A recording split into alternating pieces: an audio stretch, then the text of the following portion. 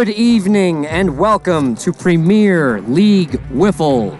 Tonight's matchup is between the first place Ones with a 10-5 record and the last place Snappers sporting an opposite 5-10 record.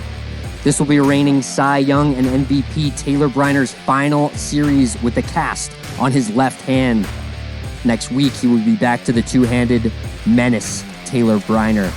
Tonight, I am joined by Legends manager Brad Ogden. Brad, how you doing? Fantastic, Tom. Can be better.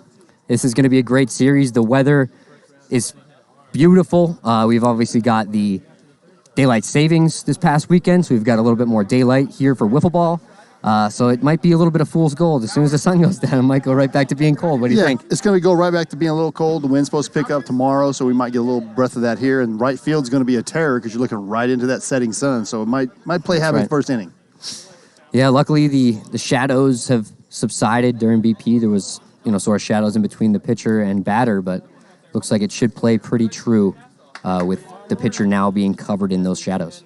Yeah, so the batter will have a clean vision. And this is just a repeat of last series. These guys played, 4 days ago? So yeah, repeat week. Yeah, a lot of grudge matches. Yeah, every series this week is a repeat of last week. So it's going to be a great series. Let's see if the Ones adding Chen back. No Schmitty tonight, I don't think. Yeah, I believe we were also the broadcasters for last Thursday's Snappers Ones series. The Ones won the first two games, shutout by Cody Schmidt, shutout by Goot, and then it was Spurrier with the walkout, and then they got the Couts. So and then it was Jonathan Wilson with the complete game, one run. Yeah. Just a solo shot by Cody Schmidt. Yeah. But the Snappers would come away with the win. Yeah, stealing a win, and that not getting swept is huge. Gives them a little momentum coming into tonight. Like I said, you got the last week of the one-handed Briner, but you've only got 2 more weeks of Shane Weber. He goes under the knife here 2 weeks. That's right. Snappers, on the 31st, yeah. Snappers riddled with injuries this season, and sort of an attendance injury to Johnny Castaneda. Yeah. But, looking to, show some confidence in this series. If they can take 2 out of 3 against the Ones, I think everything's fine. Doesn't matter if you're in last if you can beat the first place team. Exactly. It's still a long way to go. We're not even at the, we'll be 1/3 of the way through the season after this week, and you kind of get an idea where you're at. I don't think there's any panic in the Snappers, and the Ones are just business as usual. They're right back to what they were doing before. That's right. Looks like Ryan Chen is going to be on the bump for the Ones. Let's take a look at that home lineup. Okay. Get those wiffle points in. That's right. Who will win this game? So we got 89, over 108, almost 108K on the Ones, I have to guess. Looks like we're a couple minutes early, but it looks like they're just about ready to get started on the field. We got umpire Chad Phillips is here. We got Cody Reynolds. Let's take a look at that Snappers lineup. Leading off, Brandon Gregg. Anytime. I guess not. I guess we're not going to get that lineup. All right. Well, we get the wiffle points. Looks like 23K going against 108K, it looks like, on that. Wow, almost 5-1 on your money. If we could expand that prediction. Well, I think Sean might be by himself down there. Yeah, 4.5 to 1. Trying to do it all at the same time. Hey, we're rocking and rolling. Chen with the first pitch. Looks like they have challenged the start to this game. They challenged Chad as the umpire. Got those featuring those challenge flags. First pitch, swing and a miss. 0-0 game.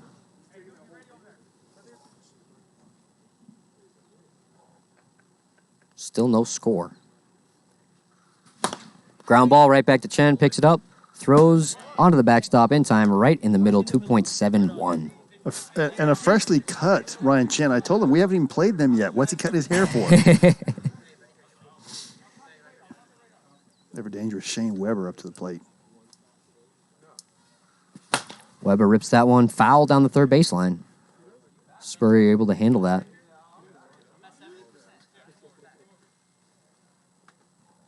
Oh, 2 count. Misses outside with that one.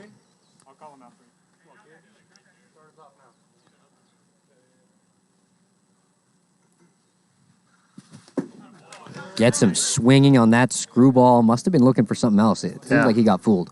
Looks like it's been predominantly screwballs from Chen. He's thrown the one slider that missed pretty badly, but everything else has been that nice, tight screwball.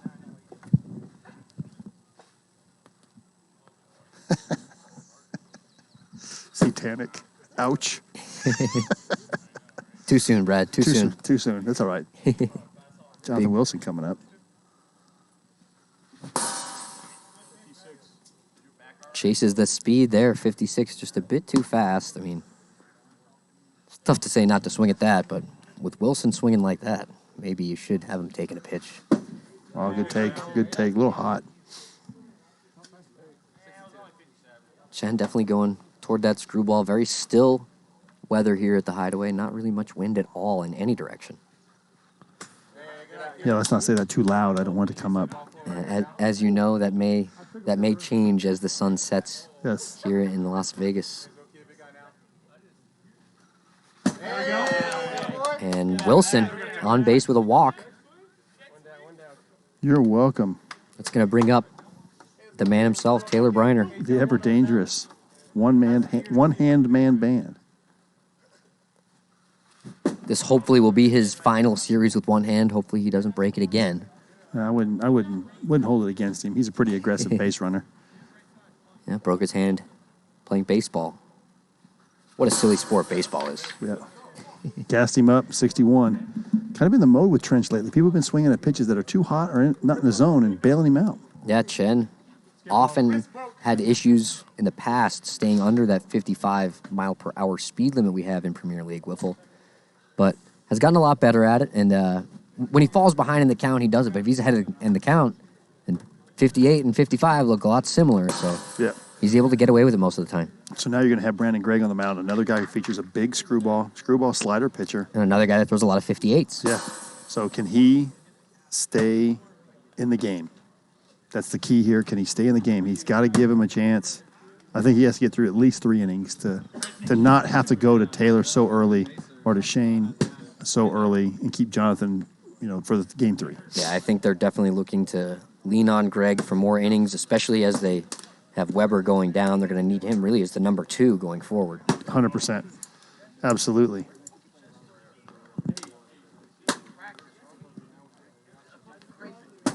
Looks like the ones will be leading off Justin Spurrier here. Yeah, he's an on-base machine since he came back from that leg injury, broke his leg over the winter. Finally back to full strength, back to work. Says he's feeling good. I mean, he's got a couple hits with a boot on, so I'm figuring he can figure it out. Yeah, I agree. Let's take a quick look at that ones lineup. Looks like we're just about ready to get started here. And the Dragon Lady is in the room. Love it. Looks like we may be having some issues down there. Yeah, I think we might be missing a man. Might be a man down. Well, no, I think it might be just the graphics may not be loading properly. Oh. All right, we're going to start off with Justin Spurrier.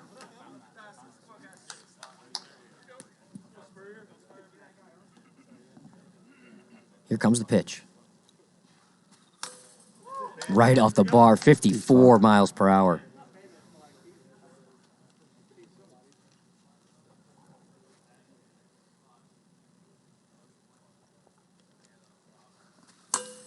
.58, just a bit too fast, but ahead in the count.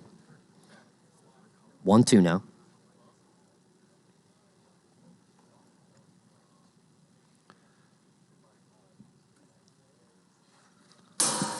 .55 right on the number. Spurrier goes down looking. It's going to bring Adam Couch to the plate. Yeah, so you can hear Spurrier saying that 55 looked just like the 58. So good deception from Brandon early.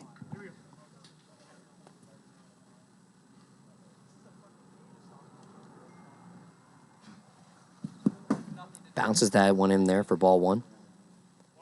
Another 58 mile per hour pitch.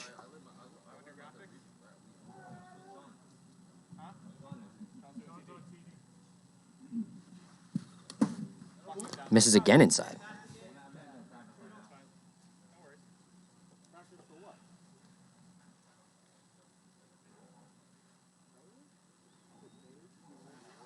.55, good screwball there. Falls behind in the count, 58-57. Then he comes with a 55 right on the number. Great pitch. Not afraid to stay right at that 55. 2-2. Doesn't go right to a 51.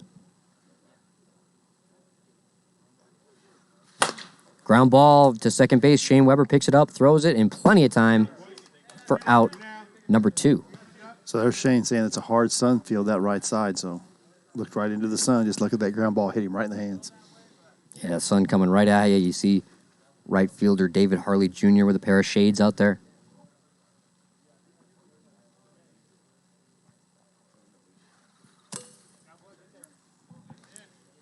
Bounces another one at 58 to start the next at bat. So you'll see when he tries to overthrow that screwball, he bounces it every once in a while.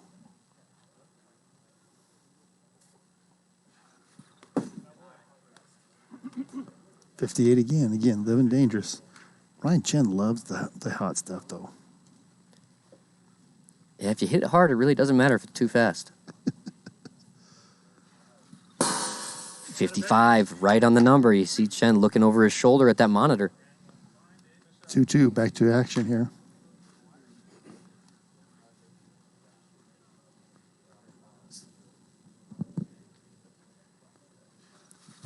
Still get those wiffle Swing and a points, miss. man. Looks like it's still open. Yeah, it looks like 60K, so you're getting about, what, 2.5 on your money? Dodos could tell me a little better. He's a little bit better at math than me. yeah, 63.7, 165.4. I'm guessing that's snappers, again, ones on the right. Not sure if we've got a line or not here, but Top of the second inning is brought to you by Leilani Acuna, the official realtor of PLW. Whether you're buying or selling a home, you now have a realtor trusted by the PLW players and family. You can connect with Leilani on Instagram at Leilani Acuna. You can see her Instagram right there on there. And Leilani helps the league out all the time. absolutely. And here you see the Snappers lineup. Hey, there leading we go. off, Brandon Gregg, the pitcher. Batting second, Shane Weber at second base. The third hitter, Jonathan Wilson, the DH. Batting fourth, Taylor Briner, another DH. Batting fifth, David Harley Jr. in right field. We saw with those shades on. And in the sixth hole, Greg Kelly, the third baseman. Their two substitutes tonight are Scott Labrato and Jesse Capps. All right, David Harley.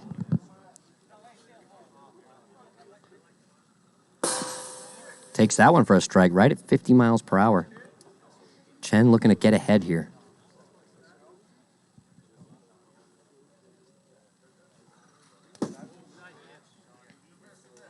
.57, unable to get him to chase.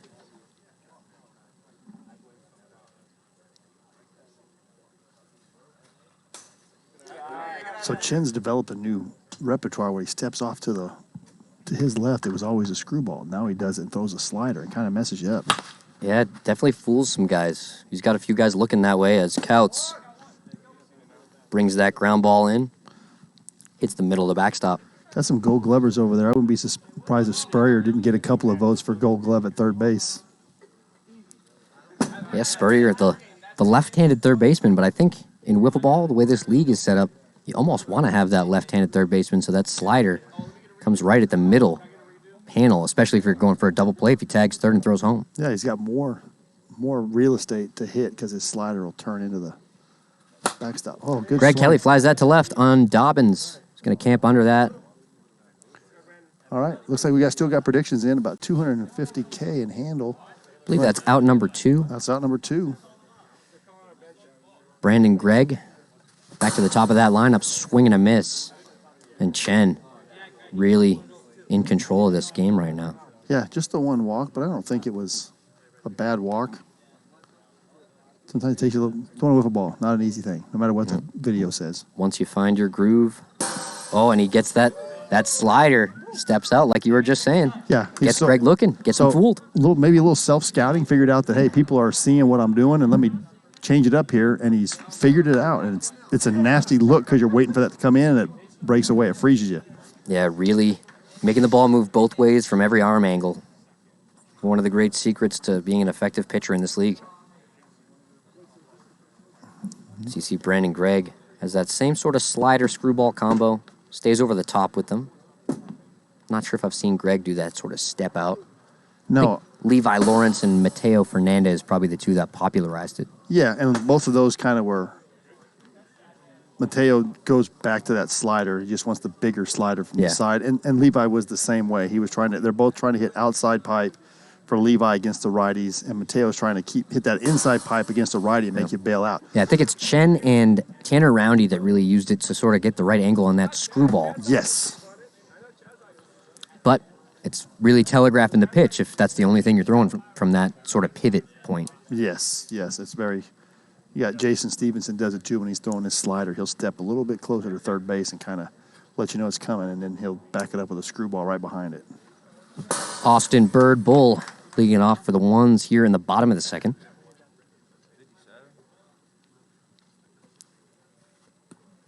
Chases that one just a little bit too hot. See Bird sporting the work boots. Slider 59 takes that one. And that was the please be over 55 look. You could see it in his eyes. Yeah, you can't tell the speed, and you're like, please be over 55.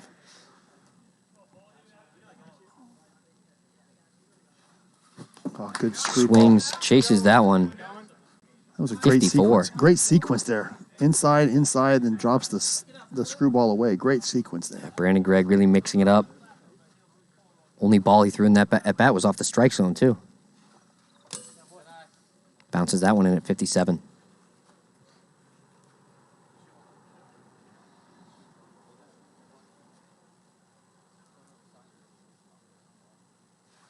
.58. Ball 2. Z-tag 1, 2, 3. You get 2 strikes off of just one pitch because we just have a 2-strike count here in Premier League Wiffle. Some say you start with a strike. Others say the first strike counts as 2. But essentially, 2 strikes are out. Yeah. Like Greg Kelly coined, 110, see you later.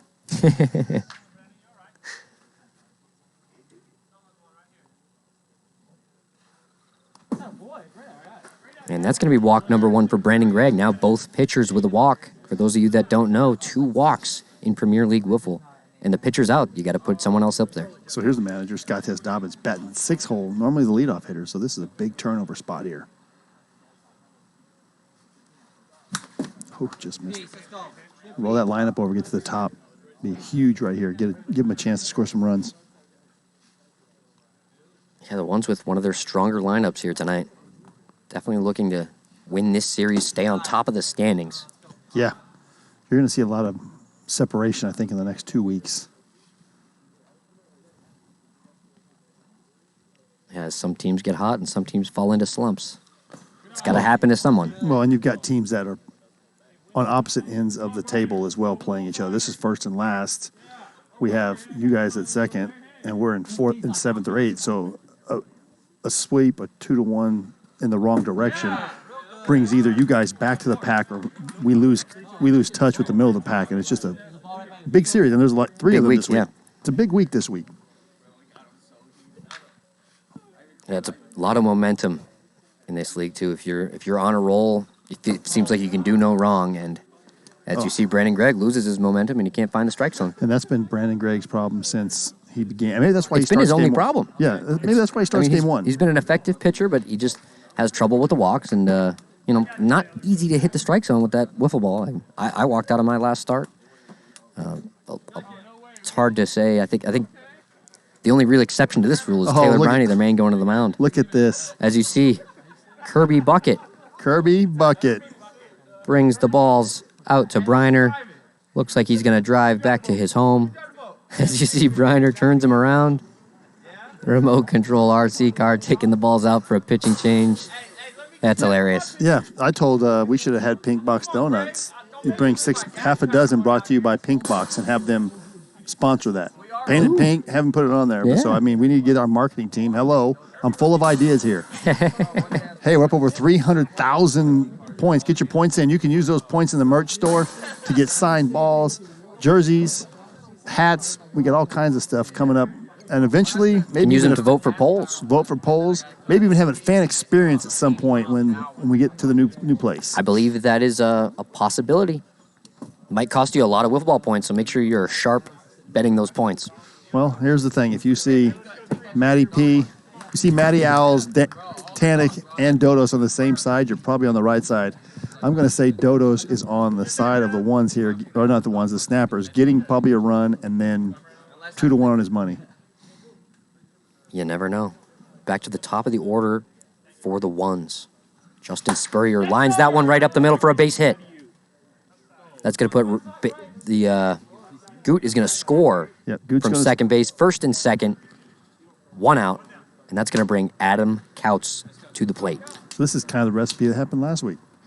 Greg walked out, runners on base, Taylor comes in. Taylor going to be using a lot of innings early against this ones lineup, but still a 0-0 game. No, 1-0 now. 1-0, one scratch, one across. Excuse me. The ones have won. I got to wake up.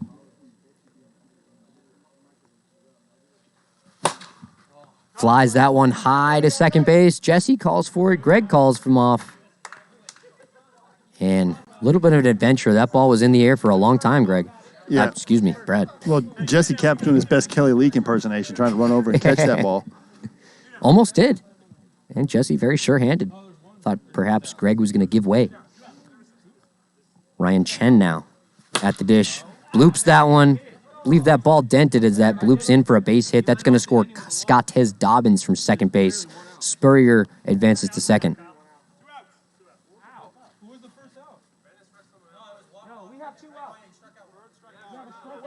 I never hit yet. I let off the inning. Hold on. I let off the inning. No, I didn't. Yeah, you did. You struck out. You struck out. Yes. Bird with a good short memory forgot his last strikeout. Short-term memory loss. Yeah, that's one of the reasons he's such a good hitter. Oh my gosh. You having a great game. We've been here this long. Bird clearly fooled. Tried to count. Steins walks last inning and failed as he rips that one up the middle. David Harley Jr. dives and keeps that away from the wall as it rolls out into left field, but that's going to be a base hit. That scores Spurrier. Chen on to second, and they roll that lineup over to Goot. Yeah. Now 3-0 ones, just tacking on base hit after base hit. Outside bar, 50 miles per hour. That's a shoulder shrug pitch right there. Tip your cap. Moving on. Next pitch. Swing and a miss. Goot gets some of Taylor's best stuff and unable to read it all, as you can see him sort of motioning where the ball was moving. Exactly. We go to the top of the third. Now it was looks like Adam Couts is going to be coming. Oh no, he's just handing the ball. Just to handing Chen. the ball. Yeah, he's not gonna use innings if he doesn't have to. Chen really in control right now. Yeah, and this is, if you watch Thursday night series, this is the exact same replay. It's the exact same thing has happened. Little offense. Brandon and Greg walks out in the first inning, second inning here, and here come the ones. They get a couple of singles and they just keep adding on. Yeah, the one's a relentless lineup. Just chipping away. And doing it against the reigning Cy Young Award winner.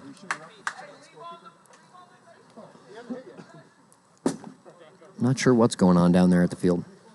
I cannot see that far, but Schmitty must be here in baseball pants. He must have come straight from a high school game. Sounds about right. Shane Weber leading it off for the Snappers. Takes a slider outside, 56.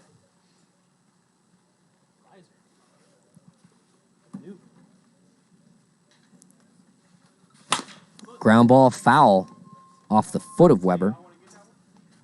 Now you're paying attention.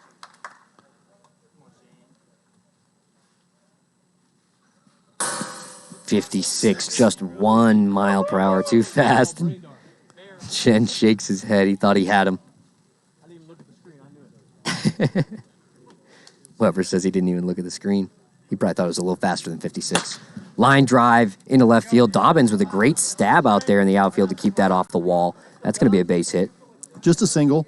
Good, still a good swing. Trying to get the little momentum going. Wilson's got to lock in here. Jonathan Wilson walked in his last at bat. Put that first walk on Chen. Ground ball second base. Flips to second for one. Counts onto the backstop. It's going to be in time for 3-1 double play. Just barely gets it in the air, I believe.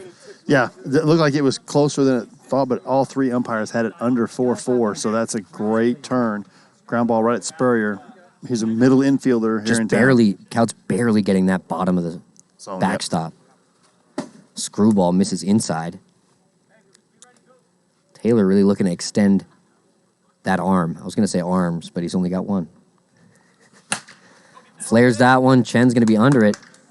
Makes the catch, and that's going to end the inning. Bottom of third here. One's 3-0, looking to tack on here. And Chen cruising despite the one walk. Yeah, and again, with their new pitching staff, finding Goot last season, I think that gives them another pitcher. Schmitty just showed up, so now their entire bullpen is here. Yeah, I mean, they've got Chen, Schmitty, Couts, Bird can pitch, Spurrier can pitch. Yes, so I mean, Goot. Yeah, absolutely. So just about everyone. There's no worry about the walkout. A lot of teams have to, in the first couple seasons, had to worry about the walkout, but not now. Pitching depth has increased. Now you got to look at that ones lineup. Leading off, Justin Spurrier, the third baseman. Adam Couts in the 2-hole at shortstop, batting third, the pitcher Ryan Chen. In the cleanup spot, Austin Bird Bull, the DH. Goot batting fifth, and Scottez Dobbins, the manager, batting sixth, and he will lead off the bottom of the third inning. So he got that rally started in the last inning. See if he can keep it going here. Screwball outside half, 53 miles per hour. Scottez, you can see shaking his head. Nothing he thinks he could do with that. Yeah. And the trouble with Taylor is he can't just crowd the plate because he's also got that slider as he drops down and hits the inside bar at 54, and Dobbins has no idea what just happened. Yeah. So this is why he's the Cy Young, 3-time MVP. Like, you got to feel for Dobbins with that draw of pitches. Yeah. What we call it, wiffle ball roulette. Somebody's just going to get the nasty thrown at him. There's nothing you can do about it. Yeah, there's always one batter in each lineup.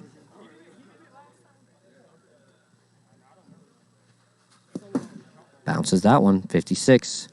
Taylor falls behind 2-0.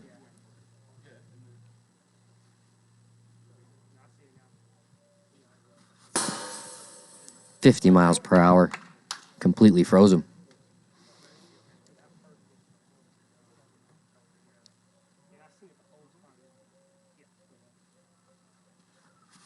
Drops down. Spurrier able to fight that off. I think he wants that one back. Yeah, I think he does too. It looks like he just missed it. And I don't think Taylor's going to give it back. Look for a screwball here. It looked like he was trying to. No, I think he was just going away for effect. Something hard away. Make him think it was a screwball.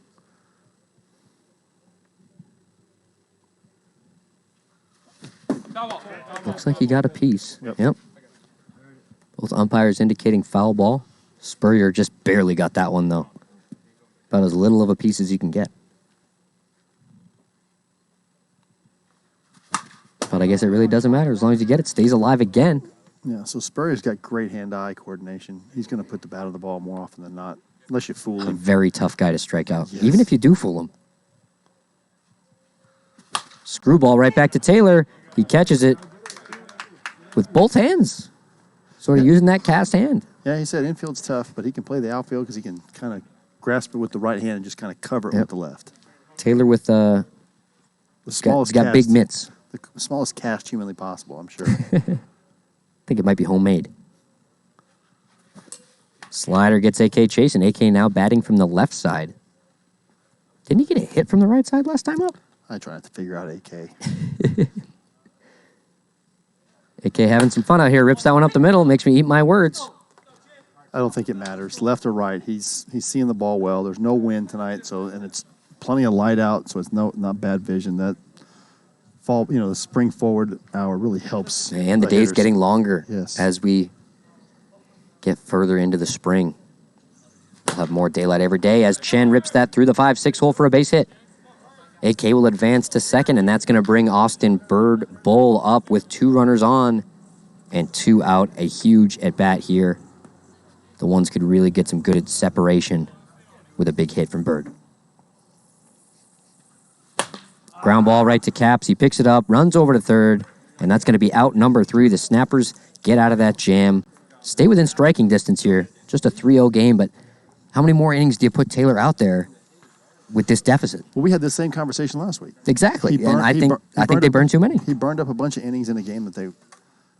If you had more of Taylor in game 2, you think they might win the series? Maybe. I mean, Maybe. I don't know, but they have a better chance, in my opinion. Yeah, they have a better chance. I don't advocate burning up innings in a game that you don't have any offense. It'd be different if it was 5-3 and you've scored some runs and he's keeping you close. But Chen also with a walk though, so I Yeah. mean, if they can get through Chen, get another pitcher up there. You know, the snappers definitely run on momentum, so if they can get a little bit of it, they can ride that momentum and maybe put some runs on the board. 3, not too big of a deficit, but I think if they don't get anything here, I think about just putting someone else in because, just because it's not Taylor doesn't mean they're giving up runs. Exactly. Got to save those innings. Thanks, Buff. I appreciate it, brother.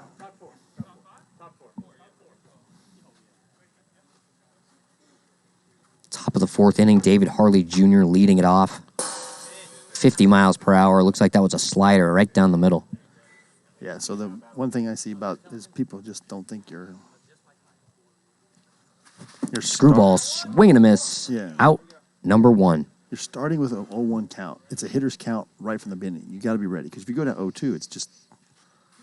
It's tough as Kelly flies that high in the air. Couch ranging back into center field, makes the catch for out number 2. Quick 2 outs here for Chen. Now Brandon Gregg, the leadoff hitter, trying to get something going here for the Snappers.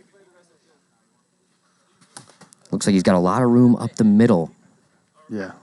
Big gap between the second baseman and shortstop. You see Adam Couch all the way over in that 5-6 hole. 67. Easy But to lay maybe he up comes back with that 56 he's been throwing, and it's going to look a lot slower. 52. Tries to get the changeup. Took a page out of AK's book with that pitch. Screwball misses outside, 54. That's going to be a full count. Chen already with a walk. You got to wonder if they're thinking about just giving him the red light here. Make him throw a strike. And It's okay. Not too close. Brandon Gregg walks. That's going to be walk number 2. And who are the ones going to go to? If I had to guess, they're going to go to Goot, but it might be AK. I'd go to AK here. AK is pretty nasty. He likes to close it. Looks like he's ready. Been hitting the very middle of that backstop with his throws from the infield, so yeah, seems like he's got it under control. As you see, Kirby Bucket. Kirby Bucket in the house. See if we can get a shot of the back of that bucket. There is a picture of Kirby Bucket on the bucket. That's a tongue twister. That's awesome. And As you see, it brings out a few extra balls for AK to warm up. Pitchers, 8 warm-up pitches during a pitching change. Unless you're like me and you only take 2. Yeah, I think J-Rock's the same way. Grab me 2. Okay, I'm good. I'm ready to rock. Yeah, if I could hit the zone, I'm okay. I don't want to waste any good pitches and warm-ups. Yeah. And I don't want the guy batting to time it up either. Yeah, like all about matchups. So AK with that nasty little changeup he throws. That's almost a screwball, but I think he throws it kind of like a changeup in baseball. That over-the-top offering he's got. Yeah, he throws over the top. Predominantly comes from the side or submarine. Got a couple of pitches that do that, but again... Yeah, I think he almost always just drops all the way down. It's funny, the pitch moves so much, and he stands kind of in front of the camera that it comes out of his hand, and you think, oh, there's no way that's going to be a strike, but then you hear the sound of the pan. Yeah, and the angle, like you said, 15 feet? The camera's off from directly behind, so it's... Something like that, yeah. It doesn't do justice to the movement of some of these pitches. Yeah, as you can see, the pitcher's all the way beyond that left-hander's batter's box. As Shane Weber flies that to center field, that's going to go off the hands of Spencer Barrick, but he's going to knock it down enough to keep it from the wall. That ball broke his ankles. Yeah, that ball moved a good 6 He lined that feet. one. See, you see Spencer taking a few steps, it wasn't the wrong way, it was the right way, and then the ball just curved and ran away from him. 2 down. A lot of spin on that ball. Yeah. Kind of hit up middle of the bat and slid up the barrel. And the bats are putting more spin on the ball than these pitches, so you see crazier stuff off the bat than coming at you. Jonathan Wilson looking to keep this rally going. 2 outs, 2 on, 1-2 count. Right off the inside corner. And that's there's not strike 3. See you later. Oh, no, is that only strike 2? Excuse me. Strike 2, 1 and 2. Wilson just steps out after that. He needs to take a breath. Yeah, these are good friends, so they play a lot of other sports together, so they're definitely know each other well. I believe they're on rival softball teams in town. As Couch bounces that one in there. little bit of smack talk in one of the group chats we've got between AK and Wilson. As Wilson flies that to right field, but Spencer Barrick right there to make the play, and that gets him out of the inning. Yeah, we go to the bottom of the fourth now. Still 3-0-1. Still looking to separate. Basically, all the runs scored in one inning. Yeah, just a single train. Yeah, and a walk mixed in there. Well, 2 walk. Brandon Gregg got a walk, couple hits, and then 2 consecutive singles, and that's all it took. So that's right. There's our Sky Cam, Trevor Bauer up in the Sky Cam. How's it going, guys? I'm Tom Gannon. This is Brad Ogden, manager of the Legends. We are here taking you through this series, Snappers ones on a beautiful Monday night here in Las Vegas, Nevada. And the sun seems to be on its way down here. Yeah, I hope it would. I would love another hour and a half of sunlight, because then it wouldn't be too cold. Yeah, well, just gotta wait a month or two. Yeah, by June it'll be right around playoffs. By then you won't want the sunlight anymore. Yeah, you'd be like, oh, please, when I get the sun go down. The Snappers love hitting us in the booth. That's twice.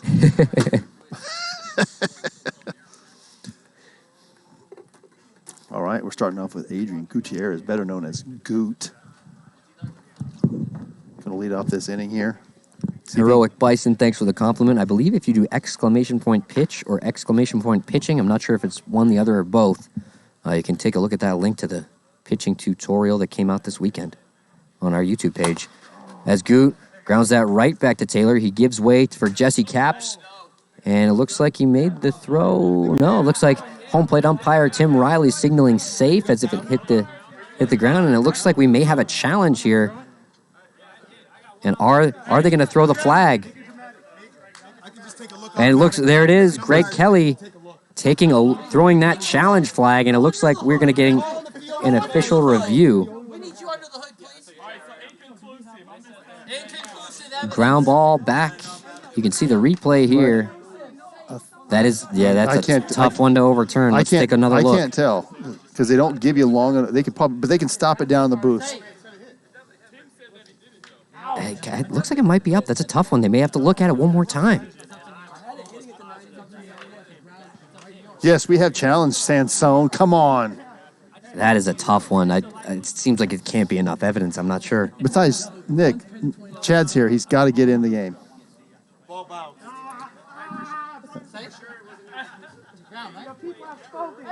Looks like the call on the field will stand, and I believe that means the Snappers will be losing their challenge. Yeah. They will not be able to challenge another play until Game 2 of the series. Tim Riley on it. Got the best view. Called it immediately. That's right. But you do have 3 umpires, and that's what we're talking about. We want to get it right. Yep.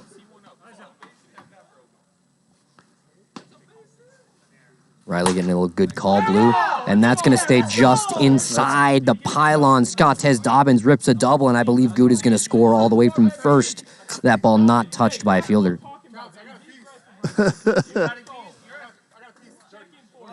Clean double, scores a run. Had a fielder got a hand on that, they would have held him at second and third, but that ball gets all the way to the wall before the fielders are able to get to it. Ground ball down the third baseline. That's going to stay foul.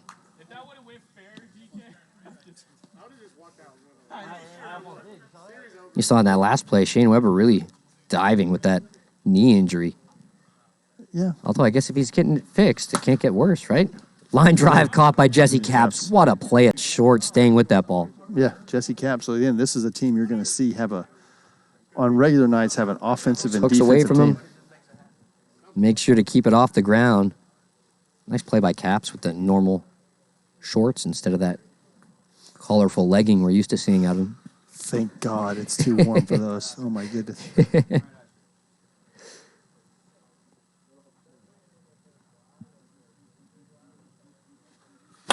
Couts grounds it right back to Briner. Briner usually throws about 100 miles per hour at the backstop, cruises with a nice little 62. Well, yeah, he missed last week and hit me in the chest with it from right about there. So I'm glad to see him temper it down and hit the center of the screen.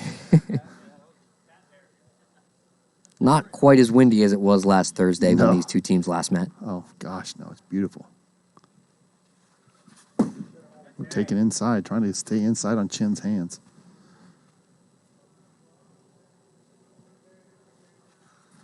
Swings, fouls that one down the first baseline. It's going to put the count at 1-2. 1-2.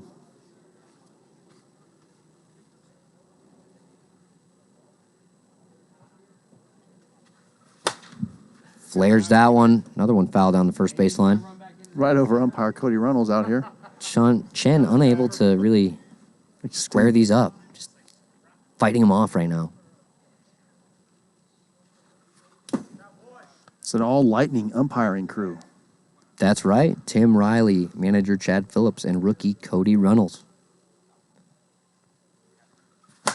Ground ball, third base. That's going to stay foul. And Chen going to see another pitch. I wonder how much criticism they're going to get from Chad because they're all umpiring.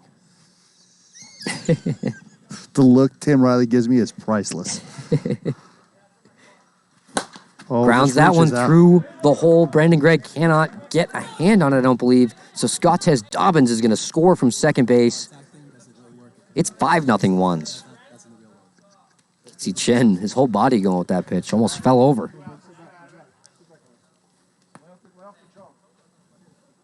That brings Austin Bird Bull to the plate. 1 on, 2 out. Rips that one into the gap. That looks like it's going to get to the wall. Weber unable to get there, and Ryan Chen is going to score from first base. Ones take a 6-0 lead, and it looks like Briner is going to finish this inning. It sounds like he's coming out. I believe. No, I'd keep him in because he's already used it. I think he just said that he's going to be coming out. Yeah, at the end of this inning, he's going to come out. He's already used his inning. If you appear in an inning, it counts as an inning pitched. As he throws a 54-mile-per-hour screwball to Goot. Getting ahead, Goot last time up. Got 2 nasty pitches, and that's all he had a chance to see. This time, gets to see 3.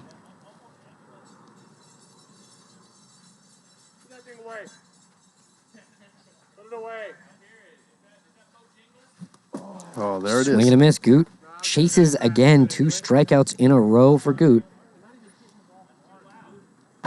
And Taylor visibly upset. You can see him kind of slamming his good hand down on that dugout table, I guess. Yeah, I mean, so you have to look at. So now they dropped to 5-11, and it's not getting easier. Over yet. But it's not over yet, but it's not getting. It's not looking good either. It's not getting easier. Not looking good for the Snappers tonight. But at least not yet. Not yet. But again, one hit, one sneaky fly ball to right that falls. You get an error or something to get a couple of runs going. Yeah, at least build right. some momentum. We talked about that in the last series these two had. It was, and the ones after they won the first two, it looks like they kind of mailed it in and they got beat. Yeah, that's right.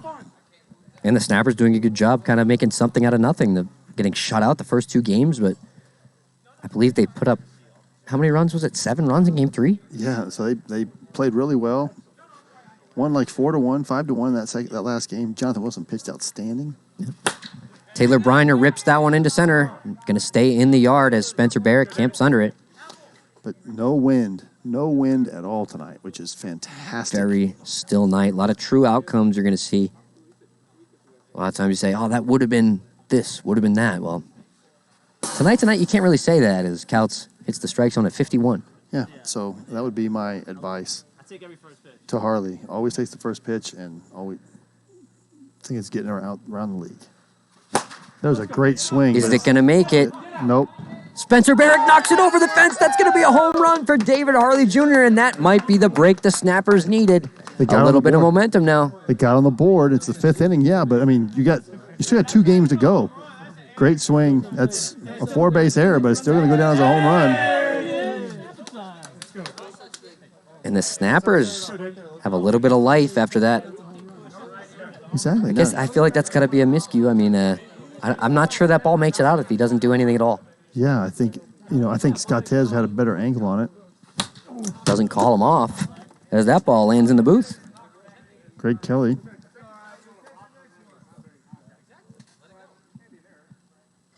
GK Rabbit, as you often see in the chat, swings and misses at that one. 58 miles per hour.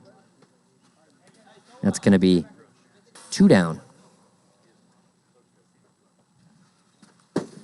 As Couch misses inside with the first pitch there, 1-0.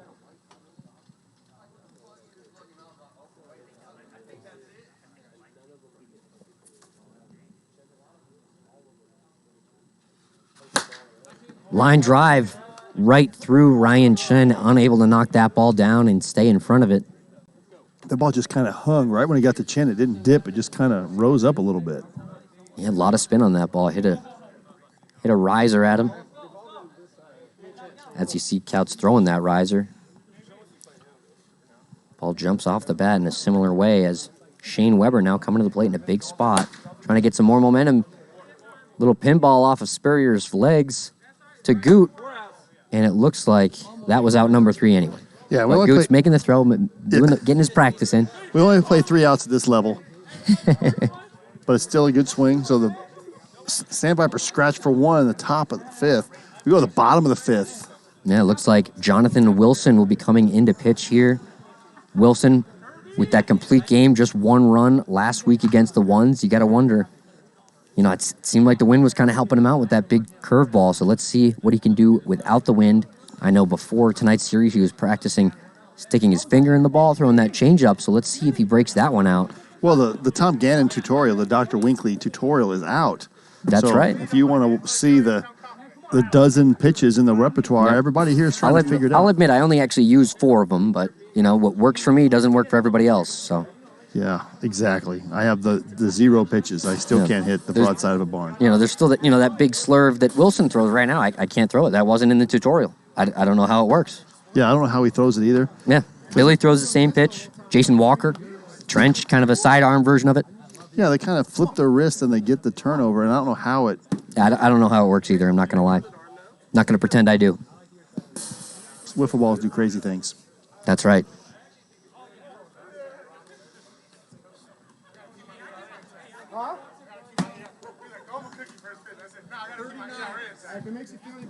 I see a message in the chat. We had the old uniforms in that video.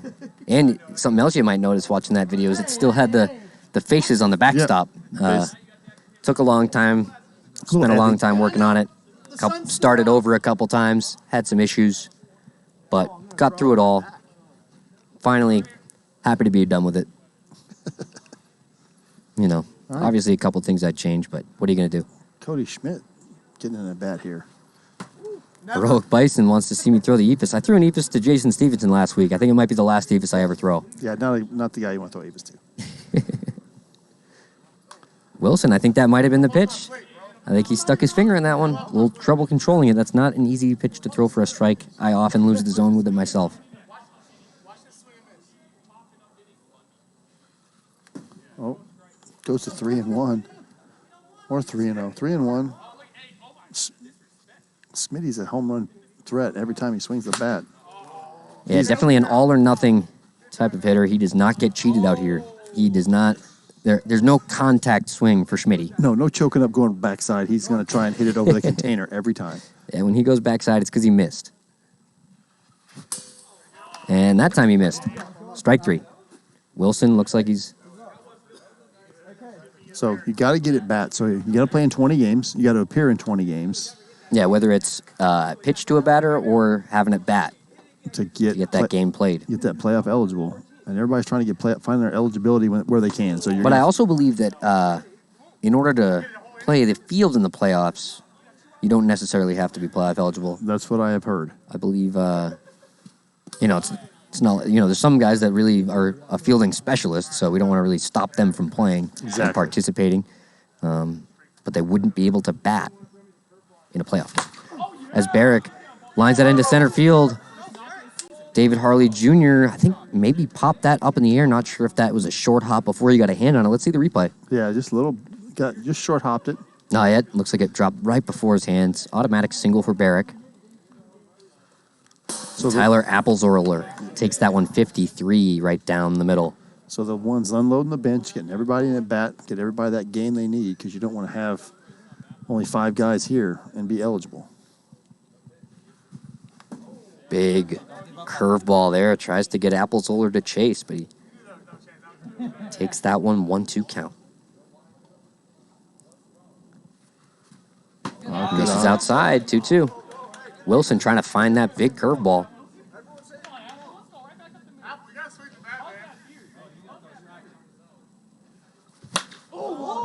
Wilson tells him to swing the bat, and he does. Yeah, he says, throw me a strike. Apple's telling me, throw me a strike, meat. Wilson's got a smile on his face after that one. Oh, tries to get him to swing it again. That's going to be a full count. Wilson not yet with a walk.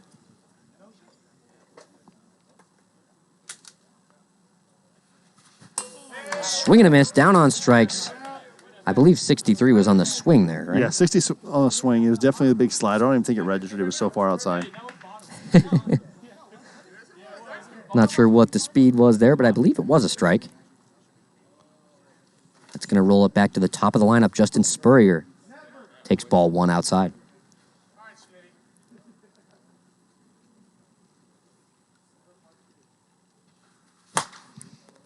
Just foul. Spurrier turns on that one just a little bit ahead of it. Gets a good piece, but had that been fair, I think David Harley Jr. would have had a good chance to catch it out there in left field, playing about the middle of the container.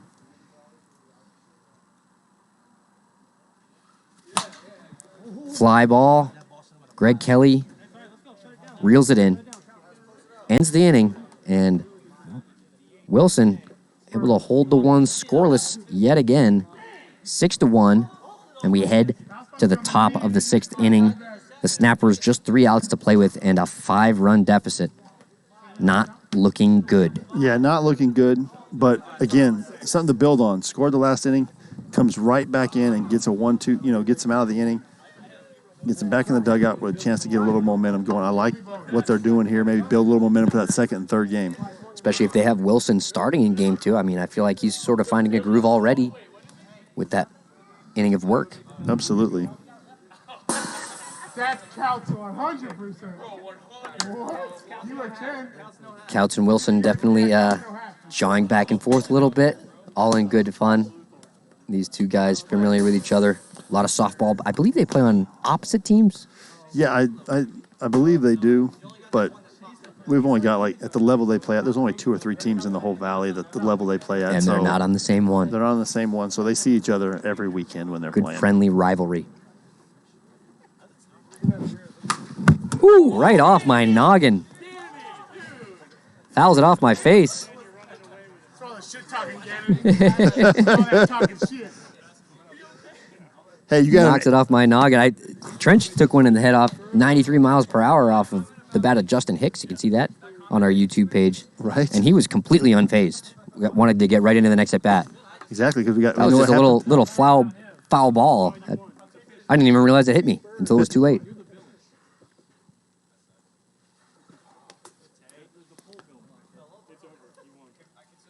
Gannon down.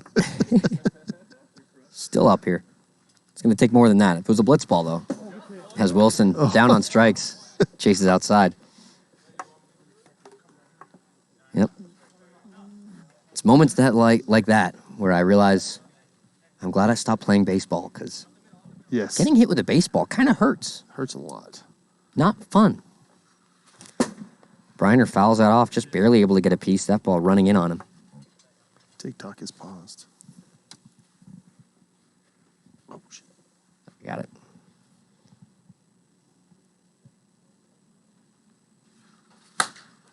Line drive up the middle, base hit for Taylor Briner. We got a runner on and 1 out here. Top of the last. In a 5-run deficit.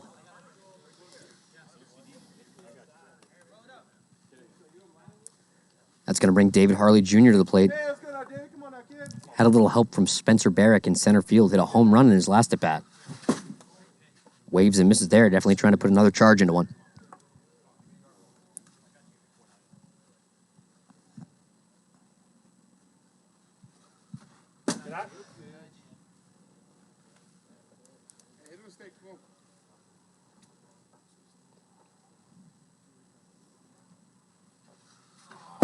Misses way up. 2-2 count. Yeah, trying to get that riser to catch that top pan, but I think he may have even been going for the chase there, but gets Harley there with the top bar. Bounce straight up. yeah, top part of the pipe, perfect pitch. Greg Kelly, GK Rabbit, takes a big hack at that one. but unable to come up with anything. 0-2 count. Changeup ripped through the 5-6 hole. Greg Kelly's got a base hit. That's going to put runners on first and second with 2 outs. The top of the order, Brandon Gregg at the plate. And the Snappers have a little something going, I believe, for the first time tonight. Yeah. And a dangerous hitter. Brandon Gregg was on fire last week. Bounces that one in there. Couts maybe looking to work around him. Doubt it. Doubt it. Probably doesn't want to walk him to get to Weber, but Yeah. The winning run is the tying run still still in the dugout. So falls behind 0-2. This is good hitter's pitch. Gonna have to come with something here. Misses inside. 3-0 count. great Couts a take. little bit frustrated, unable to find the zone in this at bat. 52. Right off the bottom of the strike zone. Great pitch from Couts. Bounces back. Full count. 1 strike away here. And misses outside. That's going to be ball 4. Bases loaded now. And who else would you want up? Shane Weber. Nope. I mean, Shane's been the hottest hitter they've had all season. Only one really even threatening to hit over 300, and he's hitting well over 300 coming into this game. So And it's not even close. For you Lightning fans out there, Shane Weber's probably the Bruce Uson of the Snappers so far this season. Exactly.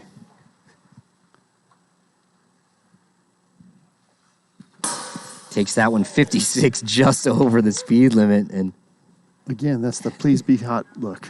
Although I don't think Shane cared.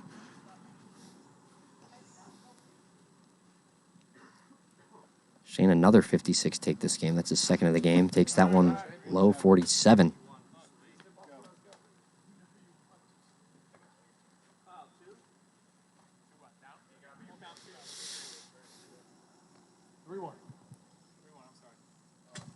Yep, 3-1. 3-1 count. Here comes the pitch.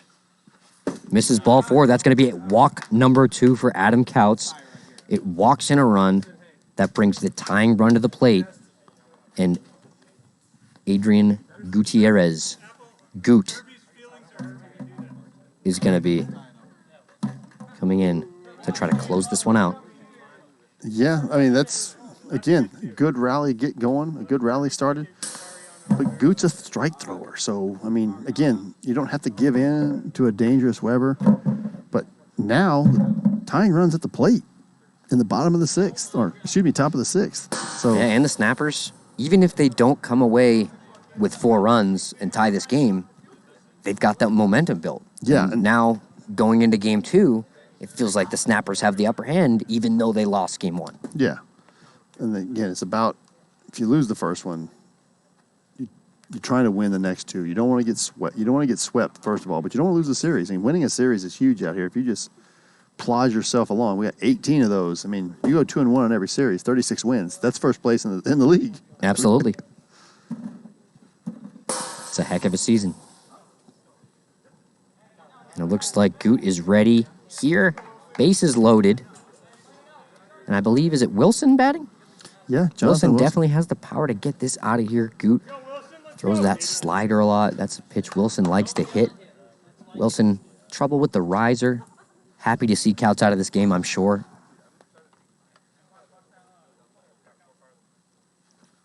Rips that one right to second. Flips to second. And that is going to be out number 3 as Couts throws one at 72 into the backstop. That's going to do it for game 1. 6-2 final score. The Ones able to hold on despite putting the tying run to the plate in the 6th inning. Yeah, big win. And good momentum for the Snappers, so the game 2 should be very interesting. That's right. Game 2 will be straight ahead. Stay with us. Just about 20 seconds. Yep.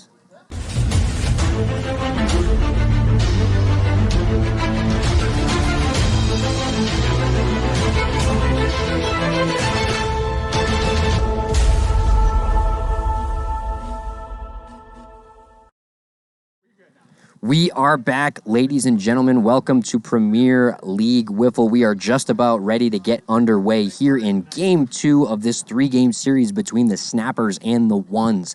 The Ones took Game 1 by a score of 6-2. Chen followed by Schmitty, and then Goots getting the final out for the Ones.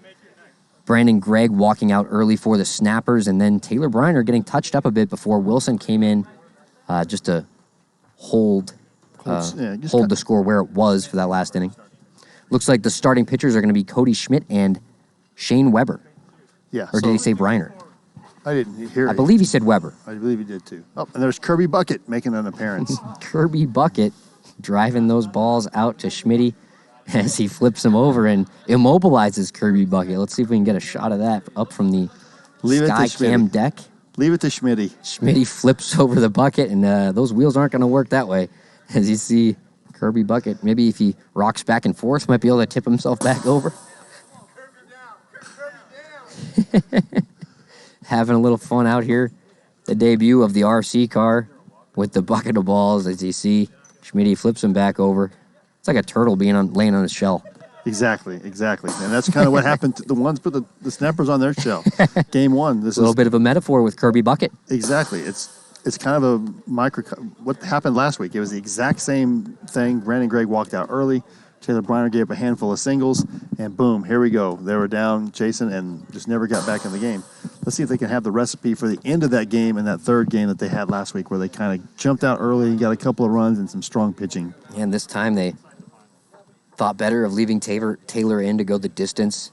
He comes out, so they still have some innings from him, but the Ones seem to hit him pretty well, maybe doing a little bit of scouting, watching some film, as Taylor, the reigning Cy Young Award winner, so obviously everyone wants to bring their best at the plate against him. Yeah, I just think the league's gotten better, hands down, top to bottom, so it's going to be interesting to see how it goes forward. He's been getting hit a lot harder than we're used to seeing this year. He's been getting hit pretty well across the board. Yeah. Definitely a bit of an adjustment period, but I think the hitters are starting to catch up to some of these pitchers. Although not all of them. But the Ones line up a very potent offense. And it looks like we're about ready here to get Game 2 started. Brandon Gregg leading off again for the Snappers against Cody Schmidt. 57, just a bit too fast there with that 12-6 curveball out of the hands of Schmitty. So it looks like the Ones are a 3.5 run favorite, and they're not quite getting as much of the wiffle ball points. It's like the Snappers have just under 100K. Get those wiffle ball points in. Love betting the wiffle ball points here in PLW as Brandon Gregg down on strikes there. And you can redeem those points for all sorts of things. You could highlight a message in the chat. You can get a signed wiffle ball, signed jersey, vote in polls with more than one vote. Get some extra votes for your favorite player or any option in those polls. Or you can win more points. Or you can bet your points to win more points, as most people do. The wiffle points, really one of the most fun parts about this league. Everyone thinks they've got an edge in the wiffle points, and then they put all their points on us against you guys. Yeah, I have no wiffle points, but I bet on you guys every game, so I'm the mush. So that's what I did. Fly ball into the gap. That's gonna be off the hands of Jeremy Llewellyn in left field. What do you think, Brad? Hit or error here? Definitely an error. Scott Tez saw that for one inning and said, that's enough. It looks like a pretty routine play, and it looks like Dobbins going right out there. Not a very forgiving manager, takes his place himself in left field, and Llewellyn takes the walk of shame back to the dugout after just 2 batters. Just 1 fielding opportunity. That's going to put a runner on first for Jonathan Wilson, just 1 out here in the first inning.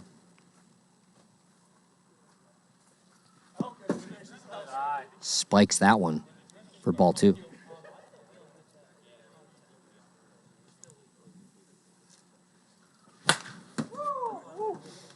That one kind of ate Wilson up as it curved toward his knee, but he's able to fight it off. Cody lives to see another pitch. Very heavy ball. Everything comes down. true throwing with his wrist with a curveball, not using the holes to make it move. Yeah, really throwing baseball pitches out there on the mound. He's got that wiffle ball slider when he drops down to a sidearm angle, but he throws mostly that curveball almost every time. I think in the Ones playoff run when they won the championship, I think he said he threw pretty much always the 12-6 curveball. Yeah. And it proved to be effective. Got a lot of ground balls. The Ones with a great defense, able to turn those into outs. Wilson works his second walk of the night, I believe. Yeah, so that's a huge walk. Gives Schmitty one in the first inning and brings up Taylor Briner. I don't care if he has one hand or no hands. He's still one of the most dangerous hitters in this league. Briner hit a home run off Cy Young favorite Billy Santillan with one hand 2 weeks ago. Dead center field, too, as he swings and misses at that one. First and second, one out. Briner at the plate.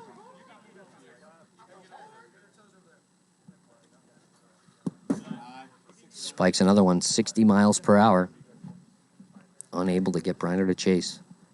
But Briner definitely looking to extend those hands as he gets jammed there, gets kind of tied up, and he's down on strikes. That's going to bring David Harley Jr. to the plate. 2 on, 2 out.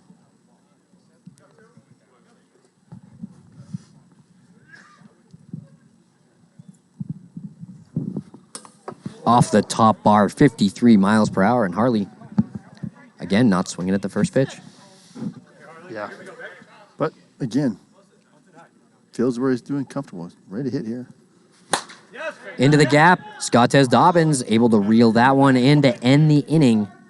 Ends the threat, but the Snappers, again, building that momentum, getting something going, getting a runner in scoring position that inning. Yeah, so, again, that's about 4 really competitive innings out of the Snappers. So let's see if they can keep this thing rolling. Shane Weber, one of their better pitchers. Brad, you're going to have to hold the fort. I'm going to go refocus that center field camera as the sun has gone down here at the Hideaway. You got it. So it's a one-man band here for the bottom of the first. Tom does a little bit of everything. He is cameraman, electronics expert, wiffle ball tutorial. Now you got Shane Weber on the mound. An original snapper. A lot of strikes. Doesn't really walk out much. He's learning. He's got a knuckleball. There it is right there. You kind of see that knuckleball that he throws. Going to have some good defense behind him with Taylor and Harley in the outfield. Gold Glover Jesse Capps at short. Greg Kelly man in third base. And Brandon Gregg at second. That's probably their best defensive lineup until Christian Santillana shows up, and then he'll probably take over one of the infield spots. But this is the lineup they're going to roll with. Trying to get even the series at 1 game apiece, and Spurrier will lead off game 2 as well.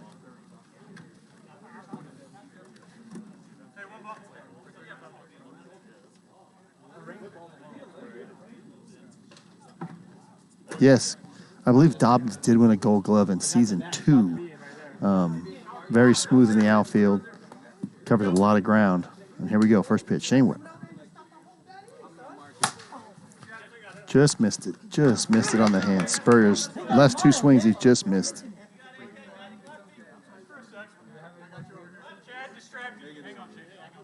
Yes, I saw that. Adam, Red Devils 9 in the chat. His jersey was mailed out today.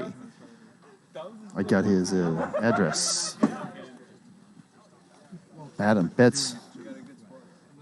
Ones are still minus 3.5.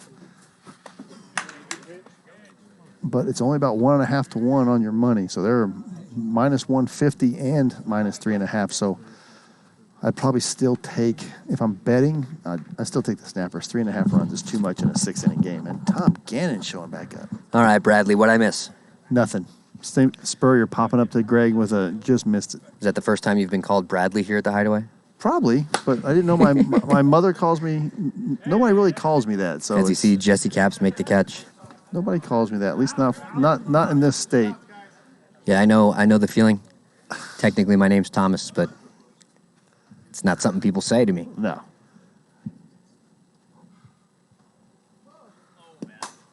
Ryan Chen, now batting with 2 outs. He said, "Oh, bad," as it was right after it left his hand. Yeah. You know, and sometimes the pitcher can help you out as a hitter if you can tell their reaction is, "Oh man, I totally missed my spot there." because sometimes you're not sure what to look for, and you think it might come back to the strike zone, and that's going to make the count 2-2. Wiffle ball points. You can still have a chance to get those in. Looks like that poll's still open. Nothing significant happens, so they're not going to close it. Dragon Lady, I don't go by my government name either. Chen, opposite field, but not able to get it over the fence. David Harley Jr. makes the catch, and that's going to end the inning. 1, 2, 3 go the ones, I believe, right? Yeah, 1, 2, 3 go the ones, and you hit it to that black hole that is David Harley. He dropped the ball earlier this season. I don't think you're going to see him drop another one. Yeah, probably took that one personally. Would not expect to see that often out of him. One of the more sure-handed players in this league. Absolutely. There you see some of the merch that we got. Shop PLW. Use the code PLW Twitch to get 10% off. 10% off. That's a whole decimal place. Absolutely. 10% is a big deal. 3K. Well, I guess it's not really that. It's that much you get off. Yeah, exactly. They want to hit the TikTok. Doing a reset here. Doing a reset. All right. Or is it we're just doing the shout out? Doing the shout out. Folks, if you're watching on TikTok, you're just getting that one view. You're really not getting a good look at this game. So head on over to twitch.tv/Premier Wiffle. You can go to our bio to find that link and come on over and watch live ones versus snappers live. Scott Labrado getting in a bat here. The rookie, Scott Labrado. Snapper's second-round pick. I believe he went 20th overall. I think so. Hey, let's go, Scotty.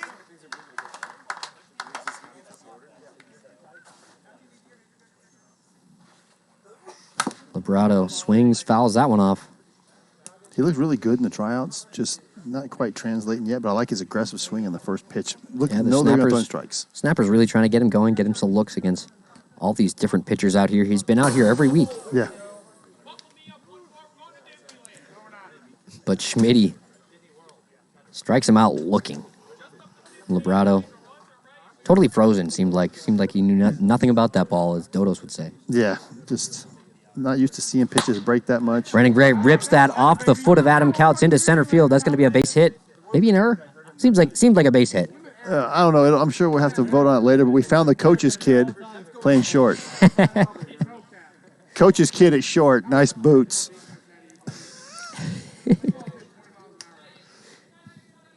Couts obviously a 3-time Gold Glover in this league. Not something you're going to see very often. As Shane Weber now at the plate. Like you were saying before, David Harley dropping that one ball, and not likely to see that again. And Couts unlikely to boot another ball anytime soon, but another one right back at him as he swallows that one right up, flips to Goop for one, onto the backstop in time for a double play. That error just gets erased. Makes a great play himself to pick himself up, really. And then Goop with a nice throw. Great play by the ones. So boots a hard hit ball, makes a great play on the next ball, turns two, and now we're rolling into the bottom of the second, and the ones got a little momentum back. That's right. Quick inning for the ones. Shane Weber going to be staying in to pitch here for the Snappers in Game 2.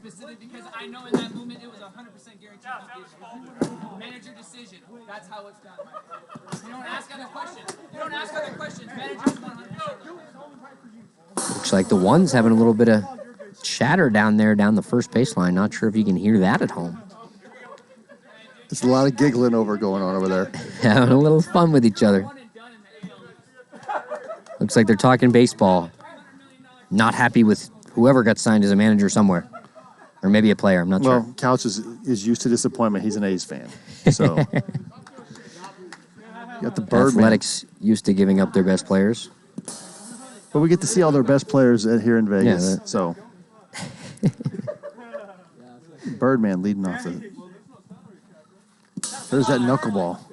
Everybody's got the knuckleball. Bet's closing in 60 seconds. Don't hesitate. Get it in quick. Get those Wiffle points in. 178,000 to 106,000. Will the ones cover the spread? 3.5 still a big number. If I'm betting, I'd bet small, and I'd bet on the snappers at plus the 3.5. Especially with one inning already gone. And Weber looking in control so far. The snappers seem to have a little bit of momentum going. Weber tries to flip that one into the top bar, and Bird can't help but smile. He might have got lucky there. Thank God it didn't hit the strike zone look on Bird's face as he grounds one weak down the third base line, but that's going to stay foul. Kelly backs up on it, hoping it'll go back fair. And you see third base umpire Chad Phillips with the call. Full count to Bird. Lays one in there. That's going to fly deep to left field, but right at the wall, Taylor Briner makes the catch for out number 1. Long fly out for Bird.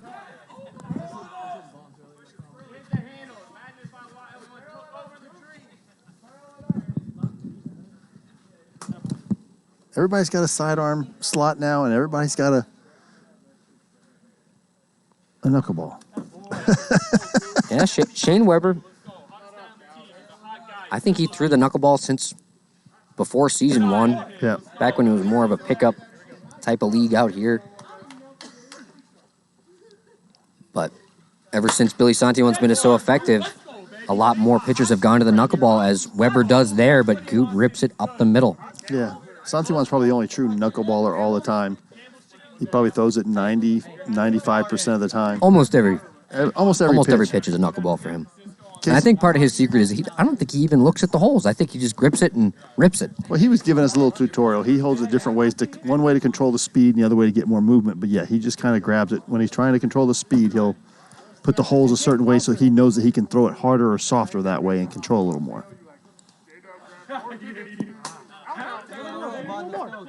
3-0. I gotta get ready for Billy. Santillan Lets that one drop in at 46 miles per hour. Dobbins looking to walk there, I think. I think he was just taking a pitch, making him throw a strike. Swing and a miss, down on strikes. Shane Weber bounces back to get the out there. 2 down, man on first, and the leadoff man, Justin Spurrier, back up to bat. Rips that one foul off third base umpire Chad Phillips, I think. No, it didn't hit him. As much as we wanted it to, it didn't hit him.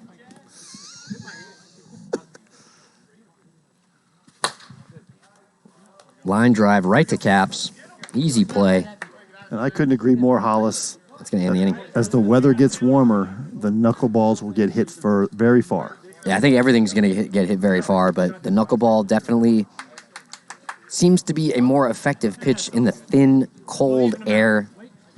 So we shall see if his knuckleball holds up as it warms up.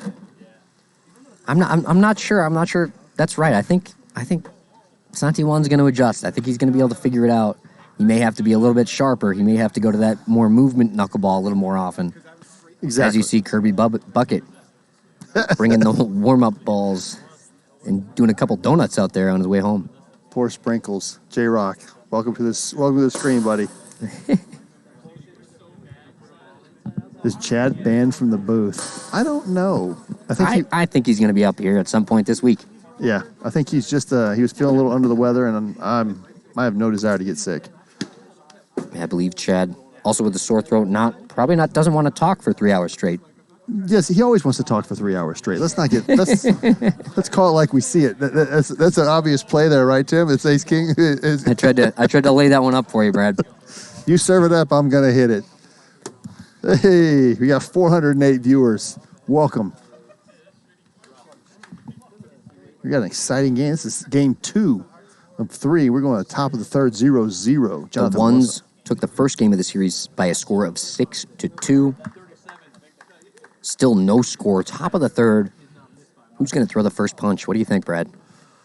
I still think the Ones are going to throw the first punch. Wilson rips that one to first, but Goot stays down, makes the play, throws onto the backstop. 3.66. That's going to be out number 1. So you just got to... Taylor Briner now stepping in as Couts says they should get Caps in at bat, trying to manage the opposing team from shortstop. Fly ball left field. This one's drifting into the corner. That falls. Goot lets it drop. That's going to be a base hit For Briner, a little bit of no man's land out there in right field. I think Goot called it early, and Lost Barrick- confidence as they just kept hooking away from him. And Barrick was there.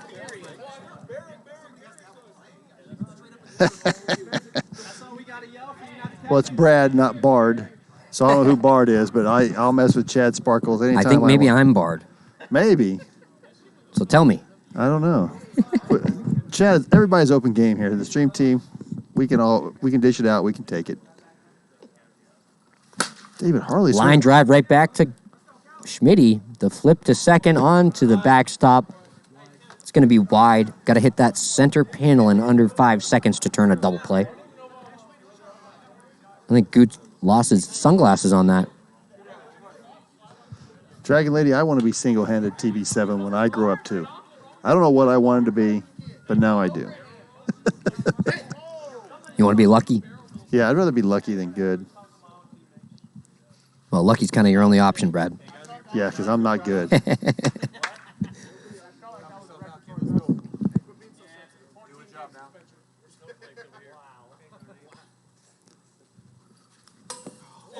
Labrado takes one right on the inside corner, 49 miles per hour. So Scott has got to learn to recognize the big slider. That's his big hole right now. I think maybe he's got to just take a step off the plate. He's got those long arms. Yep. And that pitch he just chased, if he doesn't think he can reach it, he holds up. And that pitch that he took inside looks like a little bit better to hit. If you take that little step off the plate. I know a lot of guys kind of crowd the plate, but I know I stand real far off, and I'm a lefty. I'm seeing the pitch curving the opposite way. Yeah, that's the first adjustment that I made, and I'm sure that most of the guys have made, is we've backed off. We've backed off, whether it's been 4 inches, 6 inches, a foot. A lot of these big curveballs coming in, you got to see it come over your shoulder and into the strike zone. So, and everybody has a slider here. Everybody has that big, nasty slider. So what you want to do is you know it's coming at some point. You can't be fooled by it and go and get buckled up by it. You got to just open up. Got to open up, maybe open your stance a little bit, and you'll see the guys that are having a lot of success are a little off the plate, open stances, and able to hit and hammer that inside slider. Here you see Adam Couts. Look how open he's got his stance. Good example. I think the closer you stand to the strike zone, the more open you have to be in order to really hit the ball hard. Ground ball left side. Caps knocks it down, picks it up. The throw is going to be just short, I believe. 4.65 would have been in time if he got it there. Good hustle by Caps to give that a shot, but unable to make the play. That's going to put Adam Couts on first base. Ryan Chen at the plate. Another big open stance. So again, these are power hitters. They want to hit. They want to hammer that inside slider. Yeah, so they're looking to turn on that ball and send it over the shipping container in left field into the palm trees.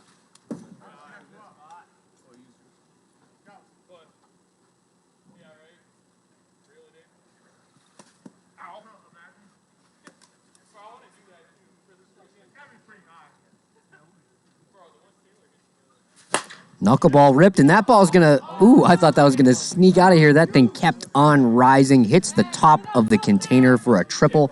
Couts comes around to score, and you were right, Brad. First punch thrown by the ones. The lineup is just too deep.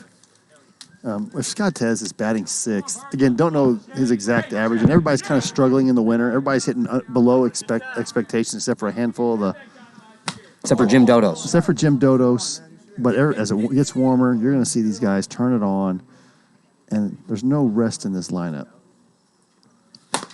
Ground ball shortstop. Cap stays down, knocks it down. Brandon Gregg picks it up onto the backstop. Looks like that's going to be in time. 4.83 for out number one.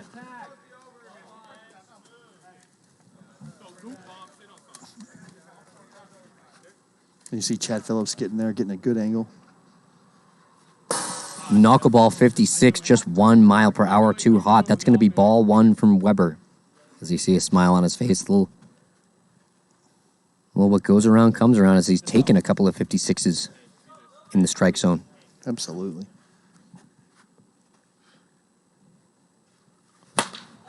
Ground ball third base. Greg Kelly stays in front of it, knocks it down, throws it. onto the backstop. So again, we've got 2 hits, a single, an error by Jesse Capps, and then a triple. And 2 outs later, Ryan Chen's still standing on third base. Dobbins flies that one down into foul territory off the hands of Weber. That's going to be a foul ball. Not by much, but close.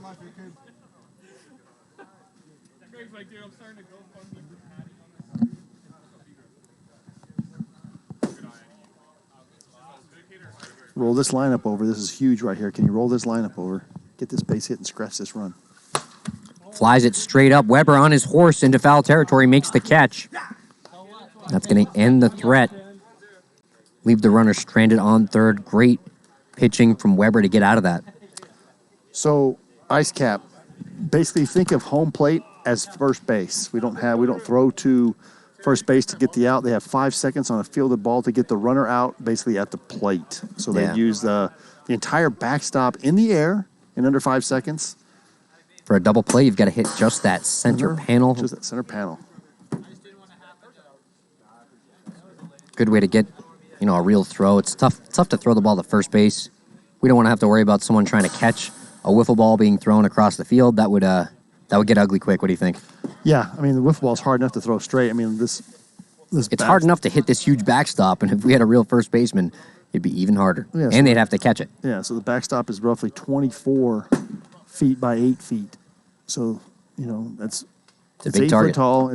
Each panel is 8 feet wide, so it's a big target, and we're still, there's still opportunities where people miss it or throw it short and it bounces. So, we're trying to make it as close to baseball as possible with the fielding and routine ground balls making routine outs.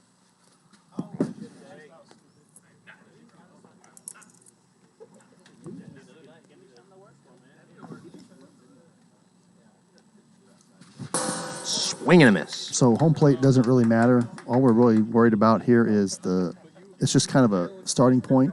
The strike zone is actually behind the batter. It's the 10 that you see behind. And yeah, it's a little bit less than 90 degrees here at Hideaway Field. The new field we'll be playing on next season. Be back to that full 90 degrees. I believe where home plate is supposed to be is really right at the front of that carpet where the foul lines would meet. But just one of those little quirks that, I believe they backed up the home plate just to get a little extra size in this field, little bit deeper in those corners. Yeah, I think the dimensions we have are pretty close to max what you can do. You might be able to get 5 or 10 feet either way and still make it as the same league that you see here. Yeah, I kind of like the idea of going triple digits all the way around. Yeah. Maybe 101, 102 down the lines, nothing too much more than that.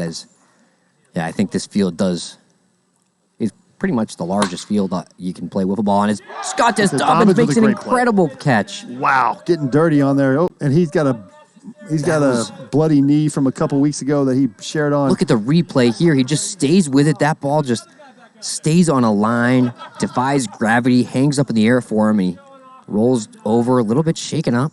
Well, he had busted open his knee, probably the size of a quarter. Yeah, this is not a forgiving surface. Yeah, it's just AstroTurf over concrete, boys and girls. So he laid out, and his knee was pretty cut open, and I'm sure he hit that knee again. Everybody's giving up their body here. Jonathan Wilson rips that one up the middle. That's going to get through for a base hit. Spencer Barrett keeps it off the wall, but Wilson on base with a single. 2 outs. And that's going to bring TB7 to the plate, Taylor Briner.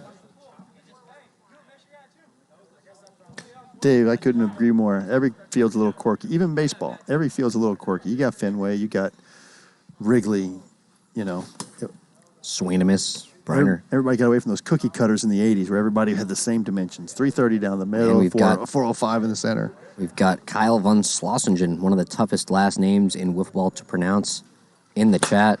As Briner rips that one to left field, but Dobbins able to handle that one for out number 3. That ends the inning. I'll be right back, Tom.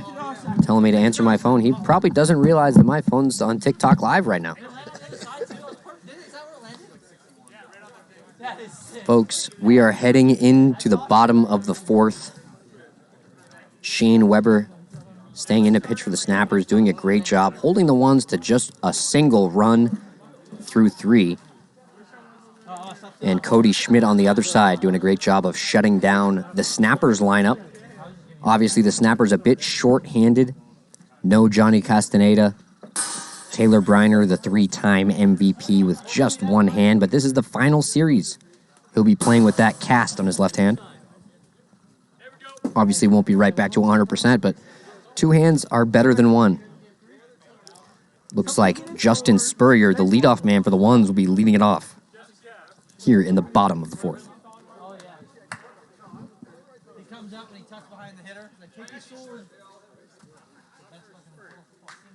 Here we go.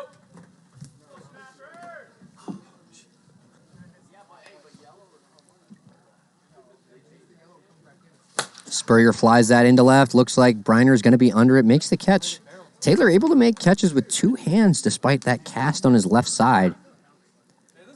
Earlier in his injury was unable to really use that left hand, but getting some movement back in those fingers. Adam Couts back to the right side. Swings and misses. I believe that was a knuckleball down and away. Just ran away from him.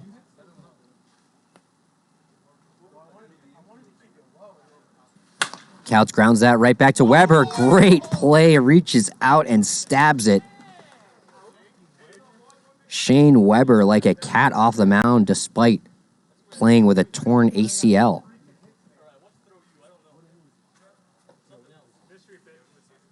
It's going to bring Ryan Chen to the plate. 2 down. And Weber looking to have a quick inning.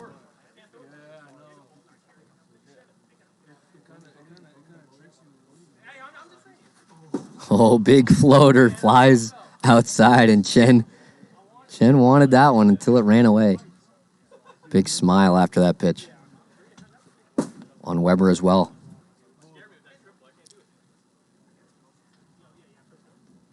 Chen with a triple, the only RBI in the game. In his last at-bat, he walks here. He'll be on first with the free pass, and that's going to be walk number 1 for Weber.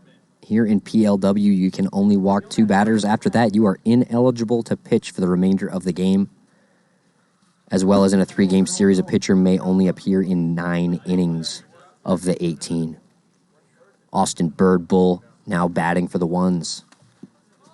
Gets hit with an inside pitch, and another slight difference from baseball. When you get hit by a pitch, it's just a ball, unless you get hit in the face at 65 or more. Not something you really see.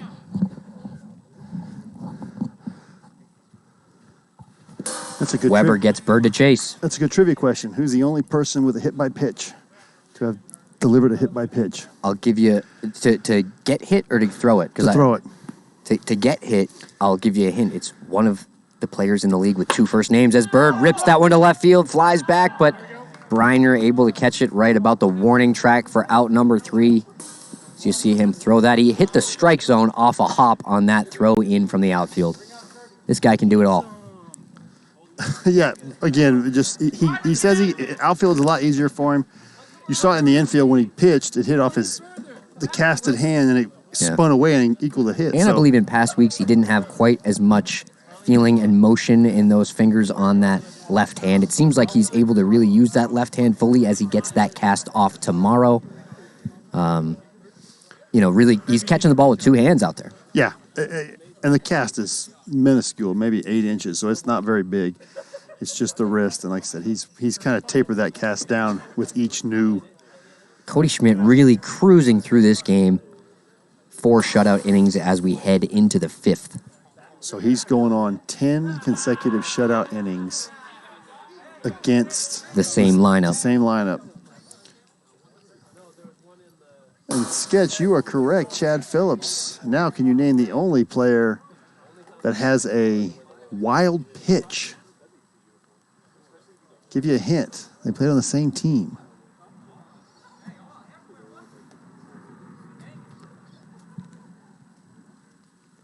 Here we are just about ready to get started. David Harley Jr. at the plate. Fly ball left field. Is that going to make it out? Yes, it will. David Harley Jr. ties the game with a solo homer over the container, off the top of the container. That's 2 home runs. Well, I'm calling them 2 home runs. That's 2 great swings. 1.5 home runs? 1.5 home runs. So, no, Warfield, I don't think so. Think you're wrong. He hit 2 balls that landed over the fence. How's that sound? Yes, 2 balls that went over the fence. The other one's Casey Taravella has a wild pitch. And then he goes, I didn't know that was a thing. Yeah, it basically isn't a thing. It's you got to miss that whole backstop, as we were saying. With a thrown ball. Big with a pitch, yeah. The pitch has to miss everything, and it's not an easy thing to do. But now you're back to the game. Snapper strike, tie the game up in the top of the 5th, in a game where you would think there'd be more offense with this great weather. Yeah, warm, still. And Smitty bounces that one in. But all the pitchers really looking sharp. Even Taylor probably got touched up the most, but he was looking good out there as well. Swing and a miss from Labrado.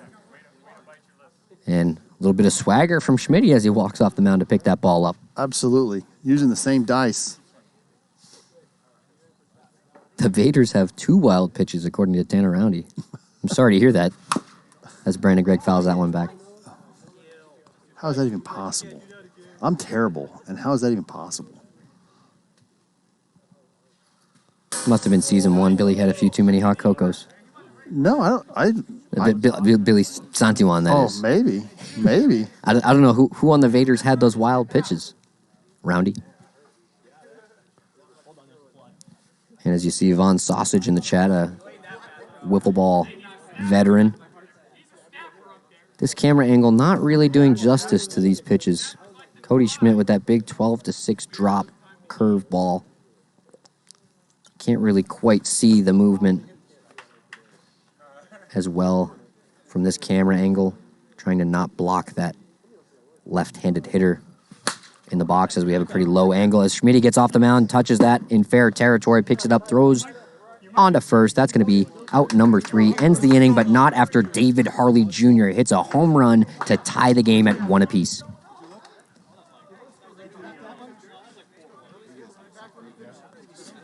Yeah, you're right. I probably can't throw it that far, Nick, but I think I hold the record for most consecutive balls thrown over the backstop from third base. I think I did 3 in a row in the same inning. I remember that. It was early in season 1. It's painful to watch. Back in last spring. It was the death of the Tomahawks was me on the field. Yeah, the Tomahawks definitely had their fielding woes, but good lineup. We'll Develop some pitching by the end of the season, and figure it out. That's all you got to do. Figure it out. It takes a little longer than others. So now we got exciting bottom of the 5th. Going to start with Goot. Shane Weber, pitcher's duel. Still on the mound here. Let's see if Goot can get something started up here.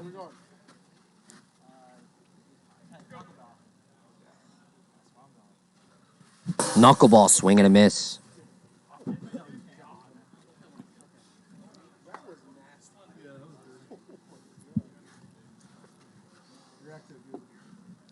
So you can hear Wilson on the sideline saying, that was nasty. Yeah. It was one of those, he said the word real slow. Nasty. Bounces a knuckleball in there. Weber going to the knuckleball quite a bit here. And has been quite effective as the ones just have a single run. Can he get a walk here? Bases loaded. Fouls off a tough pitch there. Coming back fair.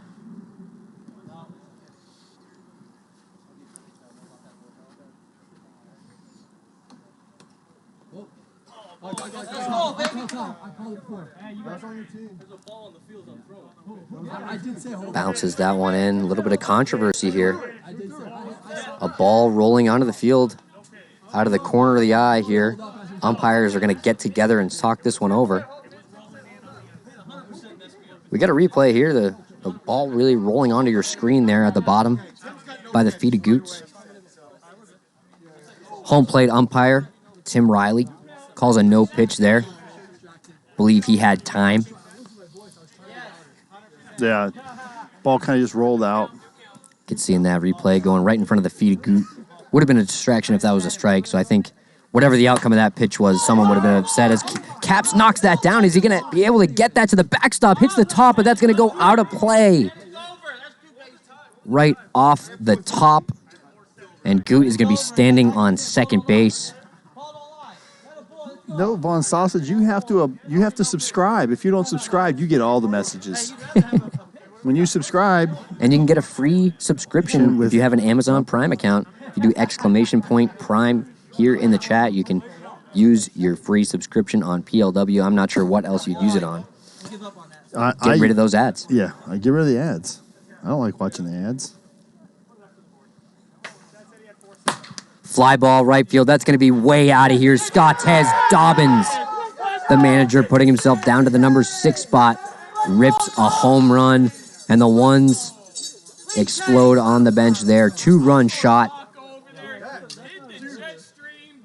into Jim Dodos' little garden of serenity out there in right field. Well, yeah, as you see the ones chain. Yeah, the ones chain makes an appearance as this is only the first home run they've hit tonight. So the chain finally getting some use because you see him take it right back off.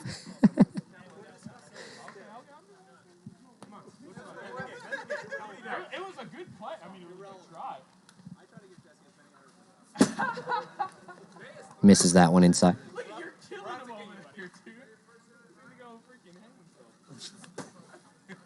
Bounces that one away. Huge home run from Dobbins. Gives the ones the lead.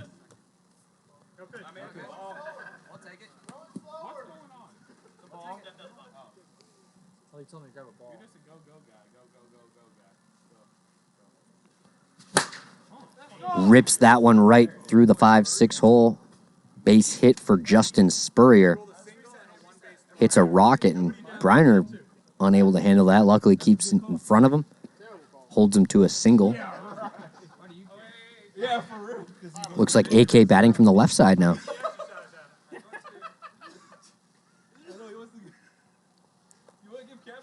Swings, hits that right back up the middle. That's going to be on the right side of second base. Spurrier is going to go first to third, and AK on with a base hit. That brings Ryan Chen to the plate with 2 on and no one out. Yeah, so here Not they go a good again. situation. Here they go again. They've seen Shane 3 times, and now they're just kind of hammering him. Knuckleball center field. Harley able to make the catch, but it looks like they're going to be tagging up. Hits the edge of the backstop just in time to get Spurrier out tagging from third. Great throw from David Harley Jr. You can see on your screen. Just barely gets him. Maybe got him by a half a step. Yeah, so this is the only base running you're going to have is the tag play. David Harley Jr., one of the better RFL arms, practices it all the time. Great bang-bang play. You see the punch out from third base umpire Chad Phillips. We had all umpires having him out. All 3 umpires calling him out there. Looks like Jay Slick, Jordan Robles, the 13 pick in the draft by the Sand Vipers, hanging out in the Twitch chat tonight. Oh. Jordan up late tonight. Yeah, out on the East Coast. 10:43. I believe he's a teacher. Isn't it a school night, Jordan?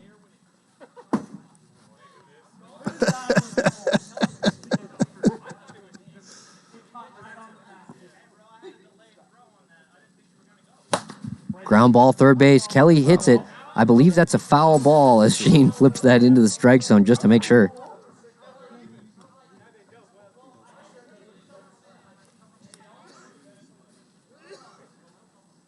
Miraculous snow day tomorrow.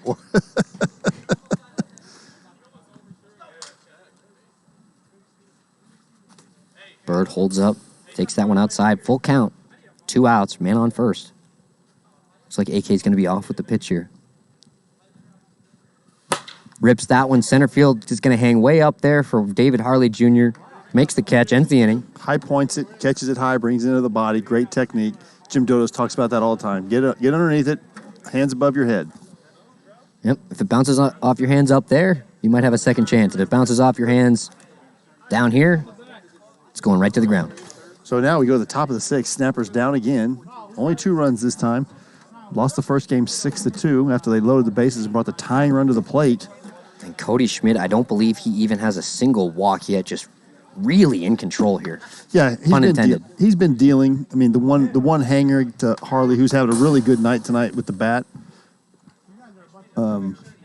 Just the one hanger, which he's been known to do when you throw as many 12 to 6s as he does. Yeah. Yeah, whatever Schmidt's pitch count is, that's how many 12 to 6s he's thrown. I think he maybe threw one slider. Yeah. It's 12 to. I mean, I watched that. If you watch their championship series and you watch him pitch that game, Just hammering it. he threw the same pitch every pitch, And he bounced it in there a few times, gets a lot of people to chase with that one that just falls off the face of the earth. Wilson puts a charge into that one, hits it over everything in right field. An absolute bomb by Jonathan Wilson gets things going here for the Snappers, and now it's just a 3-2 game. No one out, and the Snappers just chasing a single run here. But the ones will have their at-bats in the bottom of the sixth as you see Wilson does his best Schmidt impression when he's around third. So, yeah, the Snappers again, answering back, always in the sixth, making a challenge. Let's see if Schmidt can close the door here. Wilson, I believe that's his first home run of the season. He didn't even know what to do there. He carried his bat almost all the way down to first. I think he was thinking about flipping it. Well. Maybe thought better of it. Schmidt, not the type of guy you want to poke.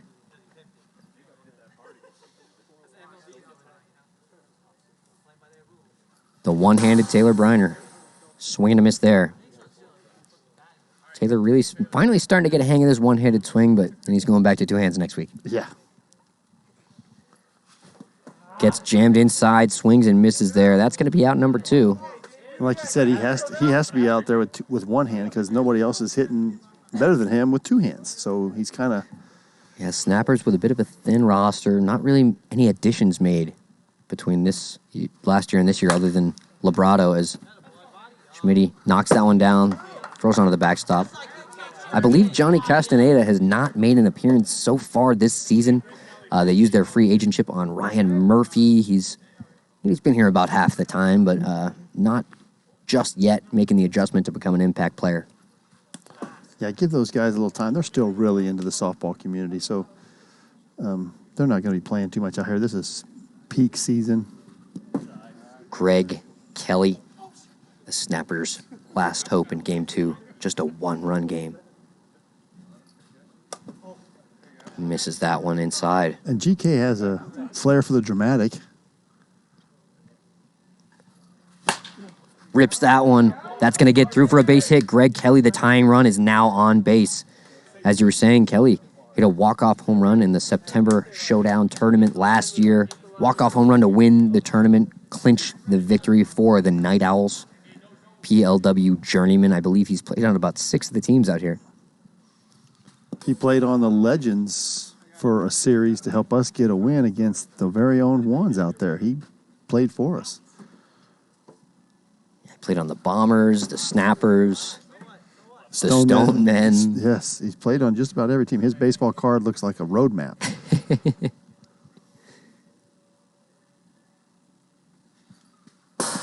Drops that one in at 50 miles per hour. 2-2 count, Brandon Gregg. The tying run on first base. Takes that one inside, almost gets a piece of his bat. So 3-2, nothing hurt here. I still think he has a walk to go.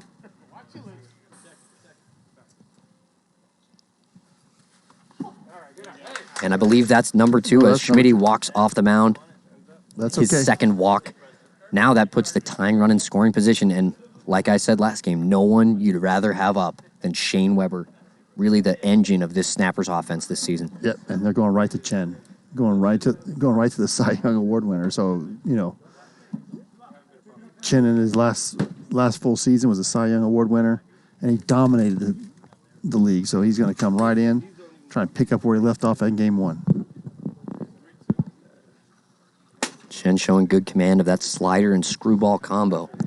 Trying to keep hitters off balance, looking to get the final out here. Coming into a big pressure situation, looking for the one-out save. I would have gone to Goot, because if he did it again, he'd have 2 one-pitch saves.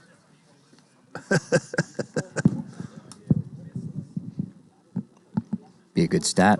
I'm sure he would be leading the league. And with 2. Looks like we have John Boy and Talion giving a shout out to PLW. I've not seen that video yet, but I saw a couple mentions of it.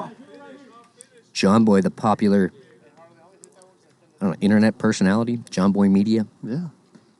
Podcast guy, does the breakdowns that I'm sure most or all of our 381 viewers have seen.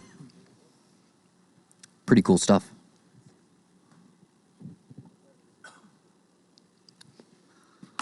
Screwball misses way inside off the foot of Weber.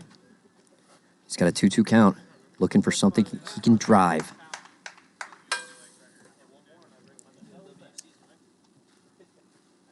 What are we going to see here? Screwball. Swing and a miss. That's the ball game. You see Shane hitting himself in the head with the bat. Visibly upset. Unable to capitalize on that opportunity, the tying run in scoring position, but that's going to be the final score, 3-2. The Ones hang on to win. Ryan Chen with the 1-out save gets the W for the Ones, and they are now going to look to sweep in Game 3. Stay with us, just ahead.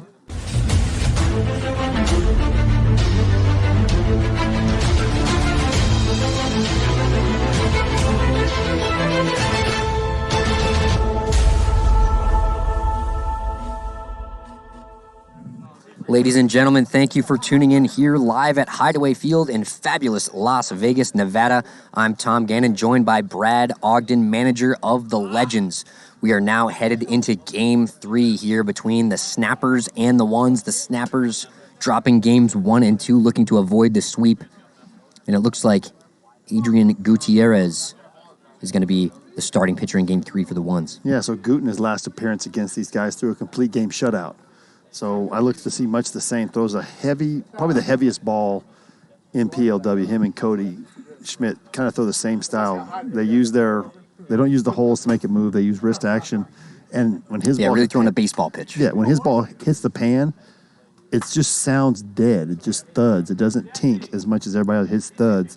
And yeah, get those wiffle points in. Looks like the spread for Game 3 is Ones minus 1.5.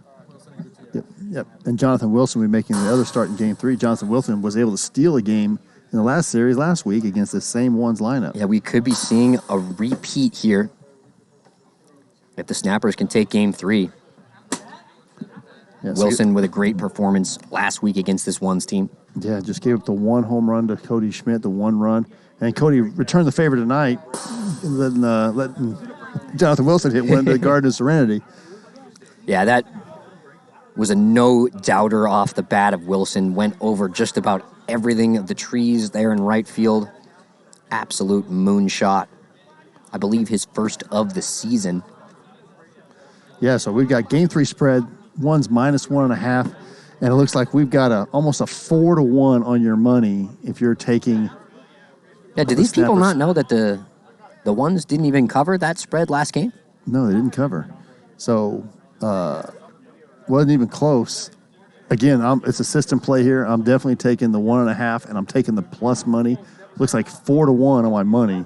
I'll take that all day long and just ride that wave of the Snappers, especially with Jonathan Wilson on the mound. Make sure you get those wiffle points in while you still can. Those bets will close soon here as this game begins. You can use those wiffle points. You can redeem them for a signed ball, signed jersey, all sorts of different little things. You can highlight your message in the chat so it stands out a little bit more. You can buy some votes in some of these polls if you want to stuff the ballot box. All right. Looks like Gutierrez is going to start the same lineup. Brandon Gray going to lead off. And Llewellyn making another appearance in left. Do you think he'll last more than one fly ball that he drops? I hope so. Dobbins pulling him after just the second batter of the game in Game 2. Hopefully going to be able to leave him out there for the entirety of Game 3. But we shall see. Yeah, we shall see. But let's... Critical game here. Because if the Snappers go to 5-13, it's a big hill to climb. And that's a big hole to crawl out of. yeah, and it's... God, I don't want anybody to be there. I've been there before. Didn't like it very much. Not ideal.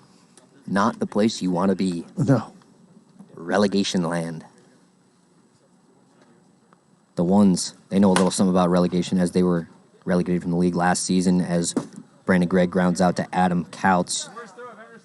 They were without Ryan Chen and Cody Schmidt for most of the fall season.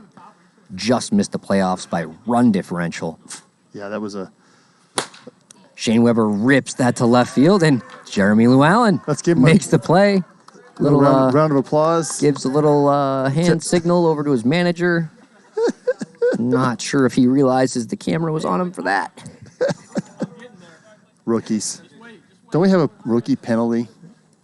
We should have one. Wilson pops it up. And that was a 4-pitch inning. He's thrown 5 pitches. He's got a save and went through 1 inning. Goot getting off to a good start here.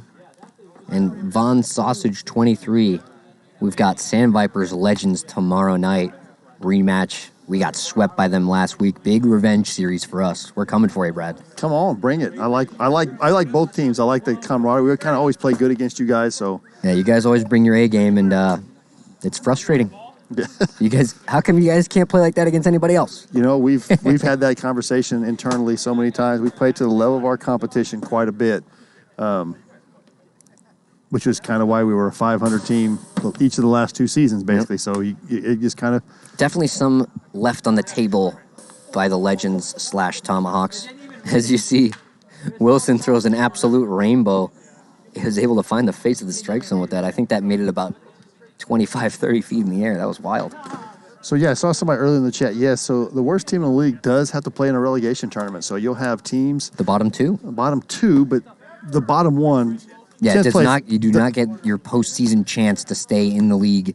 You're going right down to relegation land in the Challengers tournament. Yeah, so is it 6 is free, 7 plays 8, loser plays 9, loser of that game is in the relegation. So 3-game series for each of those. So think of basketball, the little play-in that they have now. You can play your way back into it as the 9 seed, but... Well, Noob, you worry about you. I think I know what we got. Trench at third base makes our team so much better. It's almost when he's on the mound, we actually get a little worse defensively. As Spurrier rips that one through the third baseman, Greg Kelly. Speaking of third base, wow! So that ball was. And Spurrier, the third baseman for the Ones. Exactly, that ball was a missile. That was a missile. Not sure what the exit velocity was on that. Hard. When the ball's hit right up the middle, you actually get the exit velocity. It's quite accurate on the pocket radar device we have behind home plate. But that one ripped down the line, and another one ripped down the line. Oh, my goodness. That ball bounces. Wow. And Greg Kelly's still down. That ball broke his ankles. Let's see that again. Look at that ball take a left turn on Greg Kelly. Takes a couple steps and then has to retreat. But that's going to be a single first to third for Justin Spurrier. So that ball hit on the inside of the bat, and it kind of spun up his I think bat. that might have been off the end of the bat a little bit. Yeah. To get that type of spin.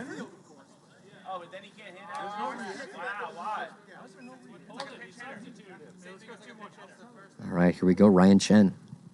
No one out, 2 on. And Wilson was great last week, but had the wind blowing in, helping out a little bit. Not sure how he's going to fare tonight with this still weather. But he gets Chen to fly out, I believe, right back to him. Calls off Brandon Gregg, makes the play himself. That's something you see in wiffle ball that you don't see in baseball. The pitcher actually taking control, making the plays. Yeah. Usually our better fielders are in the middle. And everybody's so close, you got to talk early. Here's a dangerous spot. I love this matchup for Bird. Wilson kind of throws that little flip slider up, and Bird to hit over the container. Bird likes the pitches in, and if that slider hangs just a little bit. Likes to turn on it. Yep. He's got a good compact swing. Gets those wrists on the ball, reaches for that one, grounds it slowly to Wilson, on to 2. They're going to hold it there, first and third situation. If he had attempted the double play there, that runner from third would score, even if they get the double play. Well, there'll be 3 outs. Excuse me. I thought that was just the first out. But if he misses it, if he misses the backstop, they score that run. So it's better to hold it. It's a it's a leverage play there. You definitely don't want to waste it, even though Jesse's been pretty accurate. That's right, Von Sausage 23. These are all fresh wiffle balls right out of the box. But you see quite a lot of pitch variety, more so than some of the other leagues that you see. Wilson with that big curveball. Chen, one of the big screwballs in the league. See the riser from Couts. You see the screwball, slider, sinker combo from Briner. Wilson unable to grab the corner. A lot of 12-6. A lot of 12-6s coming out of Jim Dodos from the left side and Alex Fernandez from the right side. All the Fernandez brothers have big breaking balls. I believe the Bombers have the #1 team ERA so far this season. Well, they got a good three-man staff, and Trevor Bauer hitting bombs left and right, so they're in it. You got a chance to win every game. Absolutely. Big curveball misses inside. That's going to be walk #1 for Wilson. Loads the bases, and manager Scott Tez Dobbins is going to step into the box with 2 outs and the bases loaded. Another guy who hammers the inside slider, so this is a bad matchup for Wilson. Tries to stay low there, but nowhere to put Dobbins. This is at bat. It's going to be a big turning point in this game. Yeah, huge at bat here. Gets out of it. They got momentum going into the top of the second. If he doesn't, one start the roll. Look to see one team get really excited whenever this at bat ends as Dobbin rips that down the line. Looks like Greg Kelly got a piece of it, but that's going to be a double. That's going to score Spurrier from third. It's going to score Berg from second. And it looks like... Clean double. Looks like he did not get a hand on it. Is Goot going to be scoring from first base? It looks like he's going to be waved around by the third base coach. Comes in to score. Scott Tez Dobbins, bases clearing double, and the Ones have a 3-0 lead. Spurrier fouls that one back. And 3-0. This is game 3, so how much longer do you leave Wilson in here? It looks like he's struggling a little bit. Spurrier rips that to third. Off the hands of Greg Kelly. Wilson picks it up himself, throws in time 68 miles per hour, gets it in 3.93 for the out. Matty, 3-2. The Ones won 3-2. 3-2 final score, and the Snappers had the tying run in scoring position with Shane Weber at the plate, but he struck out to end the game. Yeah, first and second, 2 outs. That was huge. Goot came in and... No, that was Chen. Chen came in. Ryan Chen got him with a screwball to end that game, and the threat after, I believe it was Couts walked out. Yeah, Couts walked out. Or no, Schmitty. Schmitty walked out. Yeah. Excuse me. You're getting me confused. Yep. There's so many pitchers on the Ones. It's tough to keep track. Too much caffeine in your life, man. A little bit. A few coffees today. Am I talking too fast? No. So Goot comes in. Now see if we can get him back in the dugout. We got, looks like everybody. Apple's in the field. Kind of, but not the B team, but definitely got some starters getting a rest. See if they can get this sweep here. Kind of the mode they did last week too, where they... Yeah, the Ones feel comfortable. They've won the series already. They've got the 3-0 lead, but anything can happen. Yeah, still too much power in the Snappers line, and it's still a great night for hitting. So,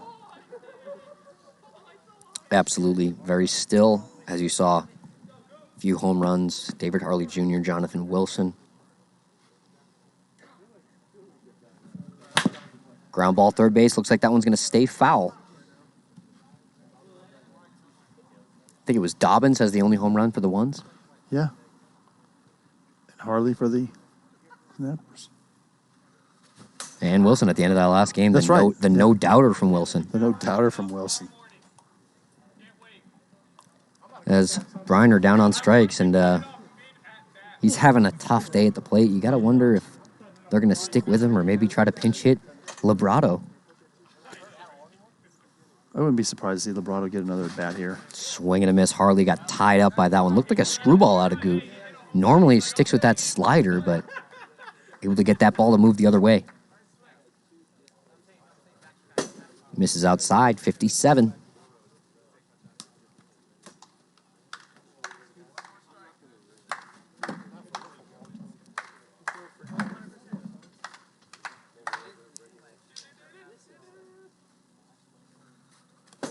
Goot trying to go back to that screwball that he found 2 pitches before, but I don't think he meant to do it. Yeah, maybe he just found something by accident there as he gets Harley to swing and miss outside 56. That's going to be the second out of the inning, and that brings up Jesse Capps. Snappers owner-manager Jesse Capps. Co-owner-manager, he and Briner split the team. I believe they're the only co-managers we've got. Hey, my wife calls me weird for playing wiffle ball, so we're good. I think we're all weird for playing wiffle ball. Amen. Come on, Jesse, let's go. Better to be weird than boring. Yeah, this is game 3. Ones took the games 1 and 2. Looking for the sweep. Already out to the 3-0 lead here as Goot strikes out the side. Ends the inning.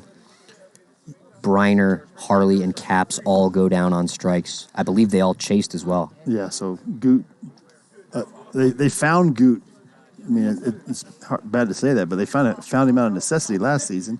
Yeah. Because they had lost Chen and Smitty, and he comes in and basically Really held his own. Pitched well for him, and now he's kind of found a groove, and now they're legit. I would say he's their 4th best pitcher behind Chen, Smitty, and Couts, but it's not like you can. AK doesn't have to start a game. You can go to those guys the whole time. It's great. Yeah, they're all 4 of them comfortable coming in relief as well. And they, like you were saying about Trench, when Couts is pitching, that means Couts is not playing shortstop. Yes. So Goot going to be giving some valuable innings. Maybe we may see the ones go to him even more often, leaning on him to. He's a great strike thrower, and he's got that fast-looking slider. Looks a lot faster than 55, but comes in right on the numbers. Exactly.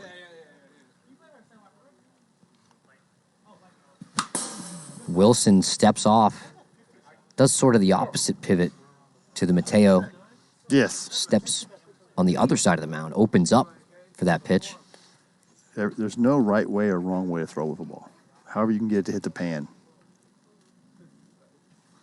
Yeah, the only wrong way is if you throw a wild pitch. Yes.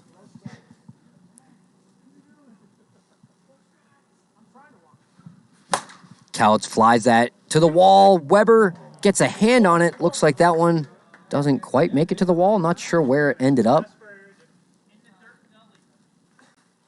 Looks like that one rocked back and forth. One base, stopped just short. There's a nice little moat right there that kind of gives you. It Shane standing makes right it look there. like it's rocking back as you have the little dip. Little hesitation from Wilson, gets Chen to chase.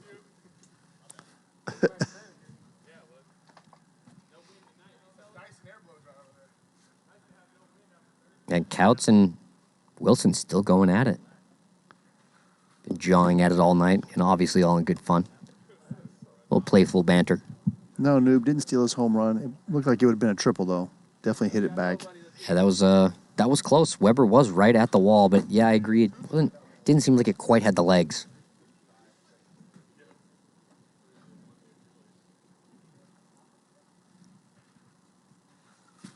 Chen takes that one. 57 outside. Full count.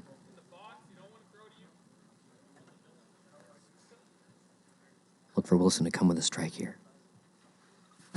Chen rips that to short. Capps picks it up, steps on second, on to the backstop in time for a double play. 4.14 as you've got 5 seconds to make plays on ground balls. Great play from Capps to stay with it. Takes it himself. Makes the throw. Now that makes how big Shane is keeping that as a single. If that's a double, there's no double play there. Great play by Shane, and Jesse makes a payoff. Absolutely.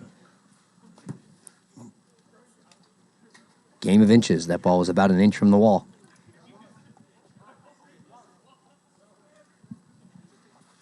Bird swings and misses. That one went way outside. It seemed like it didn't start curving until he started to swing at it. I think his swing made the ball move. He ever swung so hard at. Bird putting a little wind in that ball. Big smile after that chase. Almost the same pitch, but he gets a piece that time. Bird, a tough guy to strike out. A lot of times if he swings at that first one, he locks it in a little bit more for the next one. Yeah. Oh, but he gets him down on strikes. Wilson. Big slider. Big, nasty slider. As Tom Nasty. gives it the announcer kiss of death. Yep. Hard to strike out. The old jinx. The old jinx. Oh, hard to strike out. Nope, not so bad. Not hard for Wilson as he gets out of the inning unscathed. Still 3-0-1s Top of as three. we head into the next inning. Looks like Goot will be staying in the game to pitch. Yeah, we're moving really fast. It's only about 8:10 here local. Some games don't even start. You know what I mean? This third Yeah, game. a lot of times game 3 isn't even a thought. You're still in the middle of game 2, duking it out.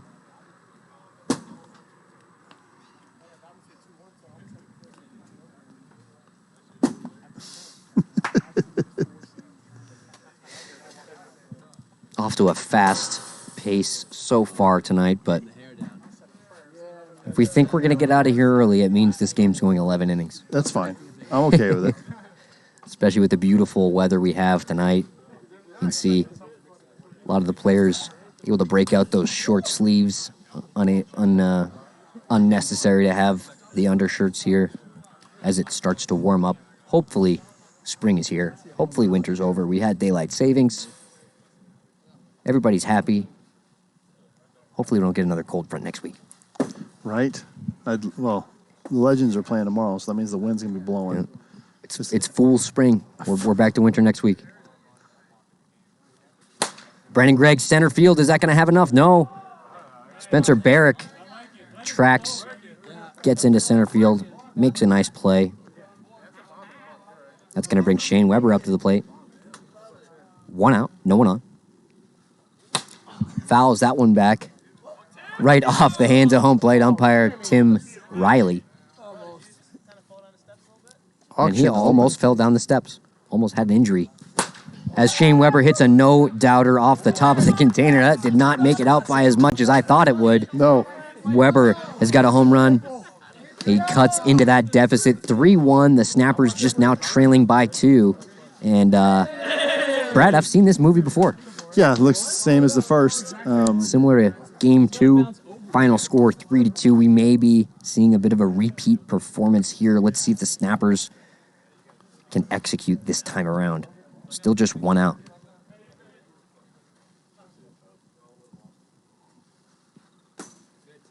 Misses low. Take from Wilson. Normally kind of a free swinger, but already a couple walks tonight as he takes that one 49.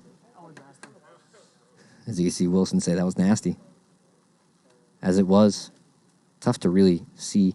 Even when you do have the right camera angle, it really never does the pitches justice, as Goot looking for a swing call there, but it looks like Wilson held up.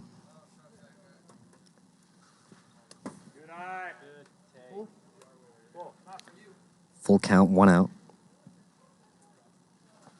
Wilson swings, bounces that down the first baseline. Tyler Applezoller picks it up, throws, and it looks like that one's going to skip in there. That's going to be a reached on error for Jonathan Wilson. Got to hit that backstop in the air, but Applezoller just getting a piece of the ground, skipping it into the backstop, and that's going to be man on first, 1 out. Taylor Briner at the plate. Fly ball opposite field. He almost had a home run, but that hook's just foul down the right field line.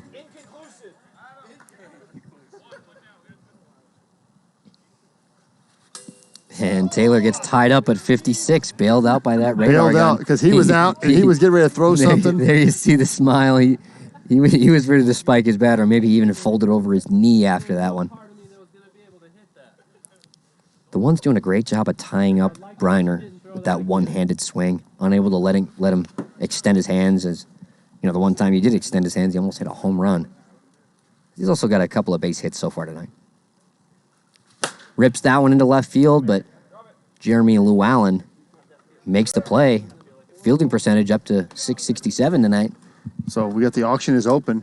Autograph ball auction open. I do not know what the poll is or what the options are. If somebody can open that up, we could see that. Yeah, if we could click on the one new poll down in the control room up in the top right-hand corner of our screen. Looks like we've got a signed wiffle ball auction. If we could click and expand that poll as David Harley Jr. strikes out to end the inning. but not after Shane Weber puts a charge into the Snappers, hits a home run over the left field shipping container. And let's see this auction. Mailed autographed game ball. It's going to be the game. I believe it's going to be the last out of this game. We're going to get it tossed up here in the booth. One of these guys is going to sign it. Looks like I'm in the lead in the poll. Thanks, guys. How is that possible? You're not even playing. Yeah, do you want me to sign a ones Snappers game ball? Let's go, guys. Come on. Let's vote for Wilson. Let's vote for Couts. You know how much Couts is dying to sign a ball? I mean, but his pen, but he's a public school kid, so he's going to have sketchy handwriting. But Tom running away with it, it's not even close. I appreciate the votes. Said so, rigging it. I've been stuffing the ballot box. Exactly. So we go to the bottom of the third here. Ones get out of there with only one run, just a home run. So let's see if keeping it a solo shot, Goot. Solo shot. Trying to help his own cause. Trying to get that run back. I think Goot's going to swing as hard as possible here. Right off the bottom of the strike zone at 52, and I believe that's the pitch Wilson figured out today in warm-ups, was working on that pitch, adding it to the repertoire. He was out in the outfield before the game, practicing with GK for quite some time. Swing and a miss, strike three. Wilson really feeling it now. Let's get some votes for Jonathan Wilson. Let's have Wilson sign. Has Wilson signed a ball? No, he was up in the booth though last time. So yeah, let's get Wilson to sign a ball. Come on, guys. Oh, Couts finally getting ahead of me. Looks like the fans at home are listening to my suggestions on voting. Adam Couts starting to run away with it. 74 votes for Adam Couts. As Dobbins takes a pitch outside, 58 miles per hour. Looks like all 9 of the votes for Jonathan Wilson are accounted for as Scott Tez Dobbins rips one through the hole on the left side. That's going to be a base hit. All right at David Harley Jr. That's just going to be a single. And Jeremy Llewellyn making his first plate appearance of the night, correct? Yes, first plate appearance of the evening. From the left side, switch hitter. The free agentship of the ones, Jeremy Llewellyn, the rookie, trying to get himself going here up against Jonathan Wilson, but down in the count. Takes that one, 58. Good eye from the rookie. He's like, oh, I'm out. No, you're not. You're fine. He thought he was gone there. Kind of gets away with one. He was fooled for sure, but just a little bit too fast. The man leading the league in first names, Jeremy Lou Allen.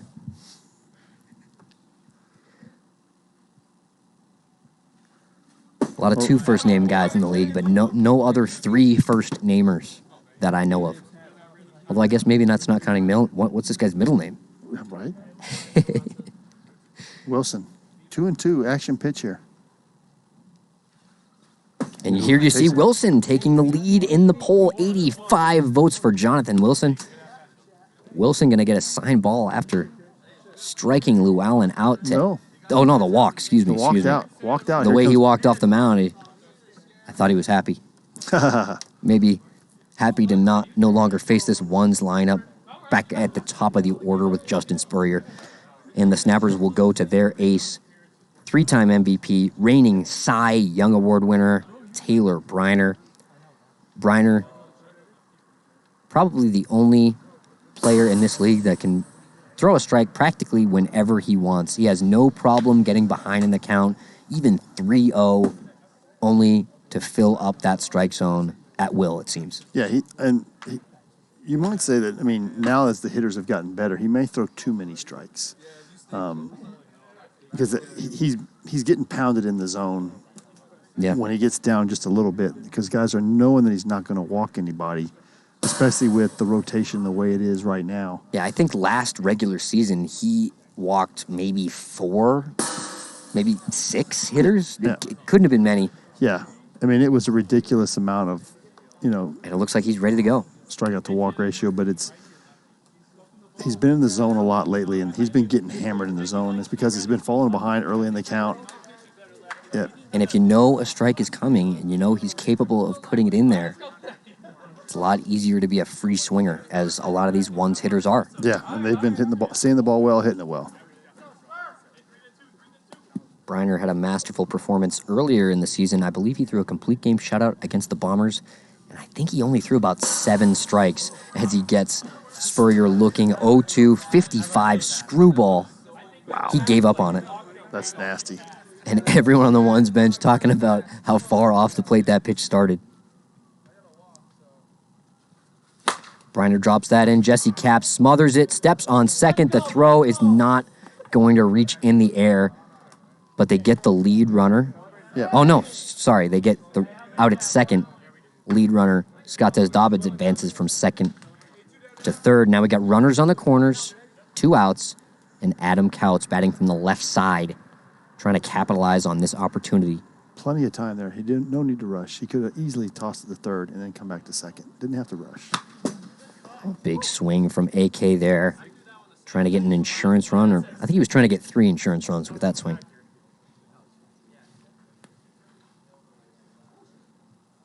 Looks like Adam Couch back in the lead of that poll, 170 votes as he rips that one to center field. That one is not going to get to the wall, but that's going to score Scottes Dobbins from third base, and I believe Spurrier is going to be going first to third. We got runners on the corners. Again, we're going to run it back.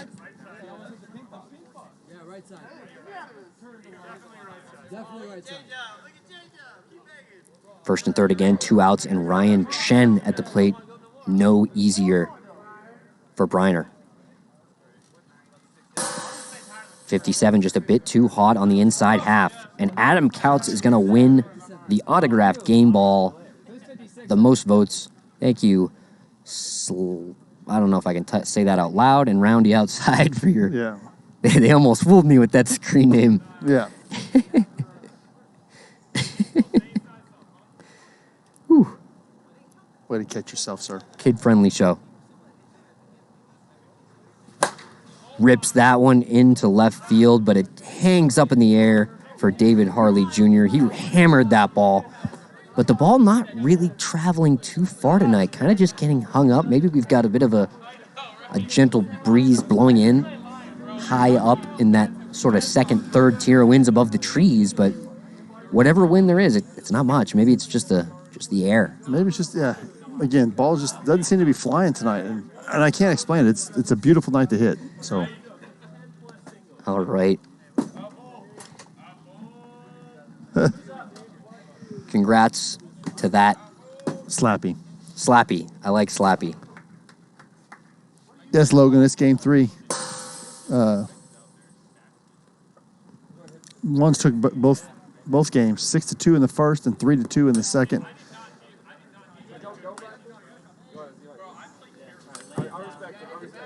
Goot going back out for another inning of work. The ones tack on an insurance run now with a 4-1 lead.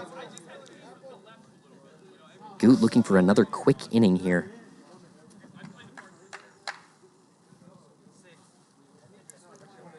Jesse's thinking that the bat makes a difference. It's like a guy who buys a new driver every day at golf. It doesn't matter.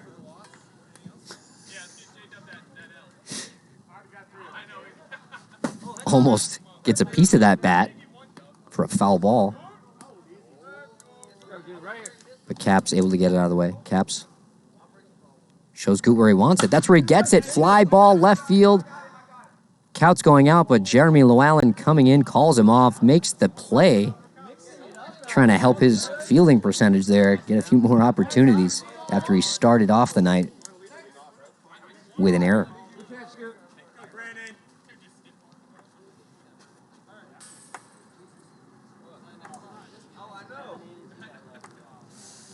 The chat has taken a turn for the worst. Looks like Dragon Lady has also redeemed a signed ball from Ryan Chen. Looks like a pair of ones are going to be coming up to the booth to give their John Hancock on one of these balls for Slappy. Bird, meanwhile, makes a great play down the first base line, fields it and hits the strike zone. A little bit of a bobble, but he's able to recover.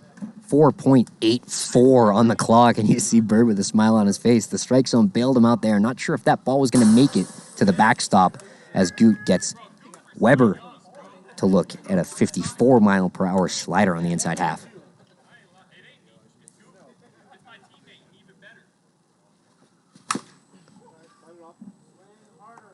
You see Slappy explaining his screen name to J-Rock, the player of the week Yes, the this legend. past week.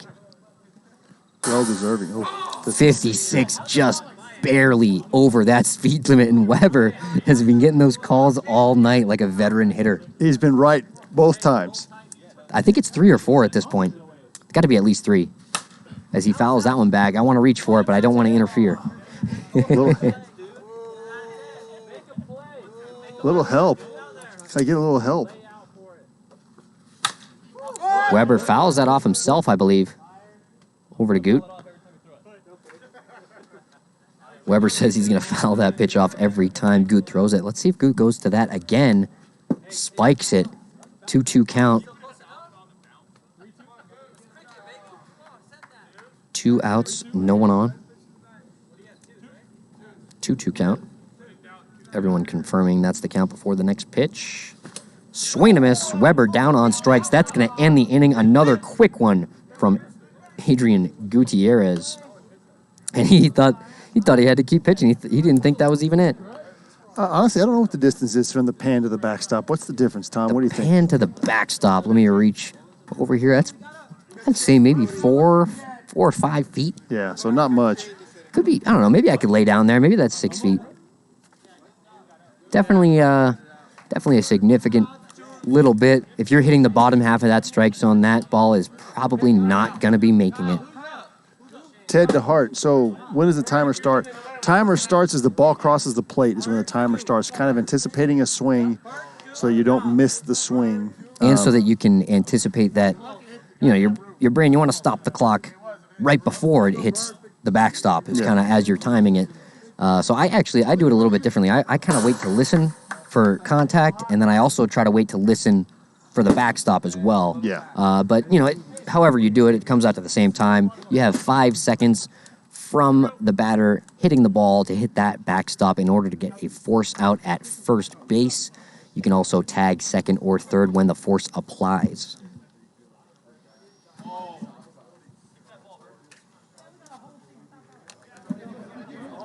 Dragon Lady's throwing out the subs again. Can't thank her enough.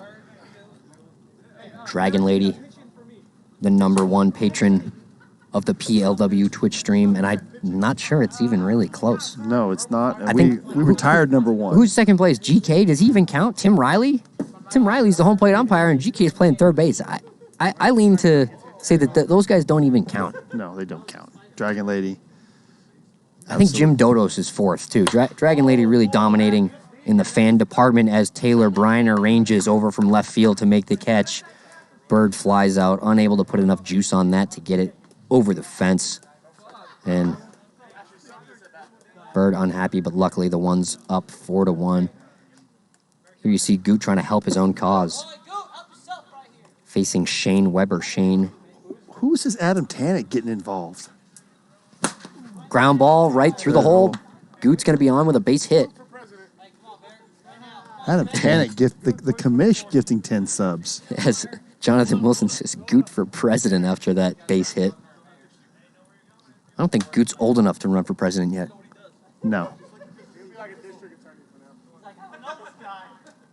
Spencer Barrick. I believe he's getting his first at-bat of the series here in Game 3, bottom of the 4th. 1 out, 1 on. 1-0 count. Rips that one. Is that going to get through? Yes, it does. Cap's running out in the outfield, but that's going to be a base hit. Goot advances to second. Barrick on first with a single, and Jeremy Llewellyn is going to be batting for the ones. Second at bat, they kind of emptied the excuse me. In Game 1. Barrick already with a plate appearance tonight. And there's Dragon Lady My gifting mistake. out more subs. Dragon Lady not to be outdone by Tannick.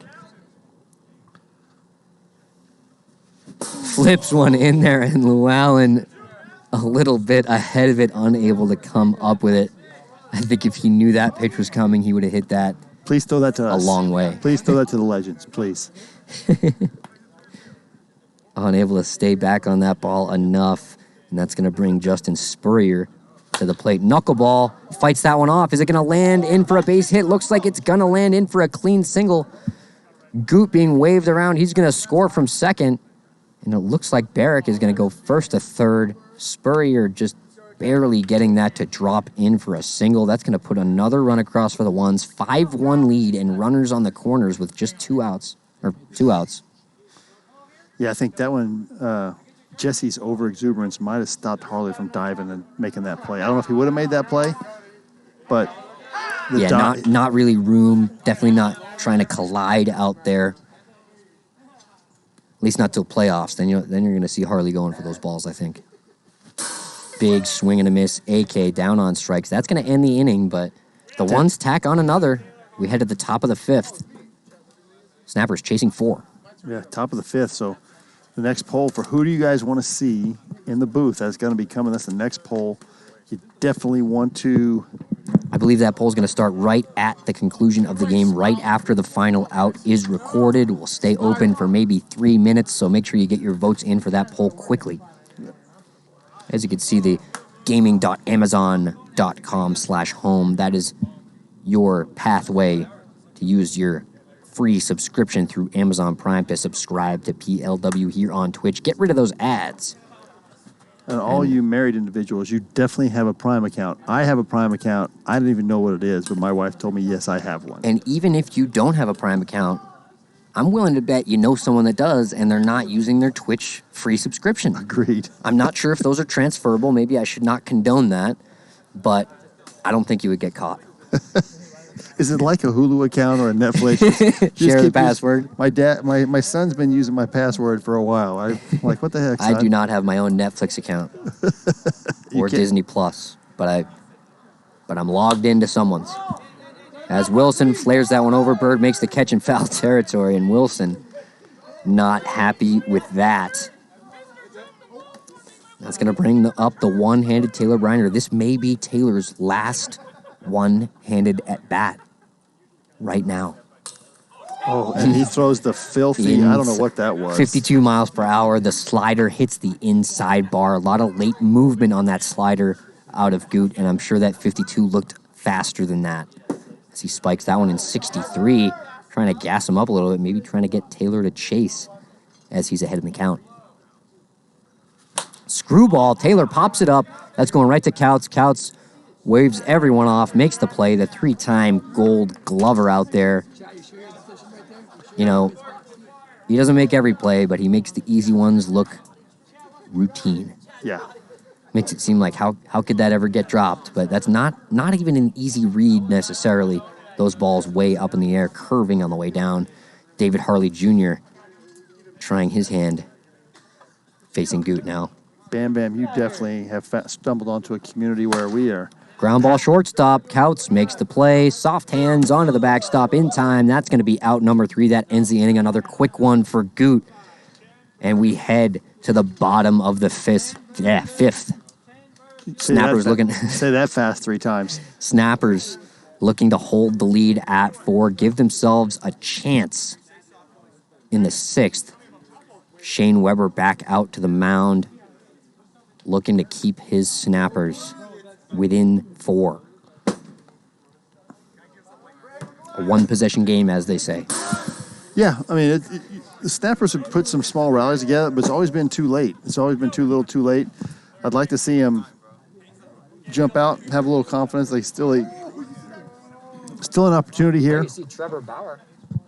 The Skycam operator, Trevor Bauer, getting a little peek of him on the screen. That is Mr. Dragon Lady to you. Mr. Dragon Lady.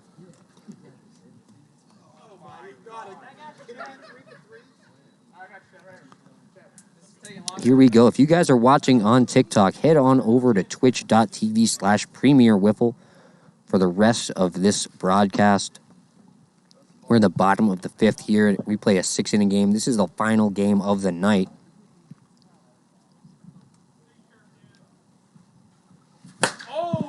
As Ryan Chen rips that one up the middle. If you're watching on TikTok, you only see that one camera angle. On Twitch, we get a real production over here. Head over, check it out. The link is in our bio. Thank you, TikTok.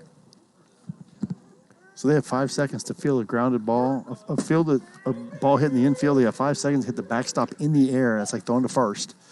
Everything else is just think baseball. Catch it in the air, make a play. So that's going to be a fair ball. Weber touches that in fair territory and juggles it into the backstop for an out. 3.23 seconds. Great play by Weber. A little juggling action from Weber. Nice play. Gets the out. Gets it into the backstop and able to get it in the air as well to make sure that's the out. Nice juggling play there from Weber. And had that ball gone behind that batter's box carpet, it's not really out of play, but it's a dead ball as there's a whole bunch of balls back there. You're not sure which one's the right one, especially if it hits another. So Weber, had he not come up with that, had he not tapped that into the backstop, that's probably going to be a reached-on error. Reached-on error, maybe first and second. With nobody out and Goot up, a chance to add on here, extend a little bit. No, he does not have to control the ball first. All he's got to do is hit the backstop cleanly. I believe you can hit exclamation point rules to check out our rule book as Weber 53 right on the bar there. Excuse me. Knuckleball. Goot rips that one. Is it going to make it? No. Taylor Briner able to make the catch in left center. Yeah, I believe the wording on the rule book is that you have to hit the backstop in the air with the ball. It doesn't really mention a throw, although obviously the throw is how, 99.9, how many plays have we had? That might be the first that wasn't controlled. And then you can't kick it. Once you kick it, it's a dead ball. That's right. The only time the ball can hit your feet is an incidental contact, or if you're sliding out there in the outfield, you can kind of slide tackle the ball.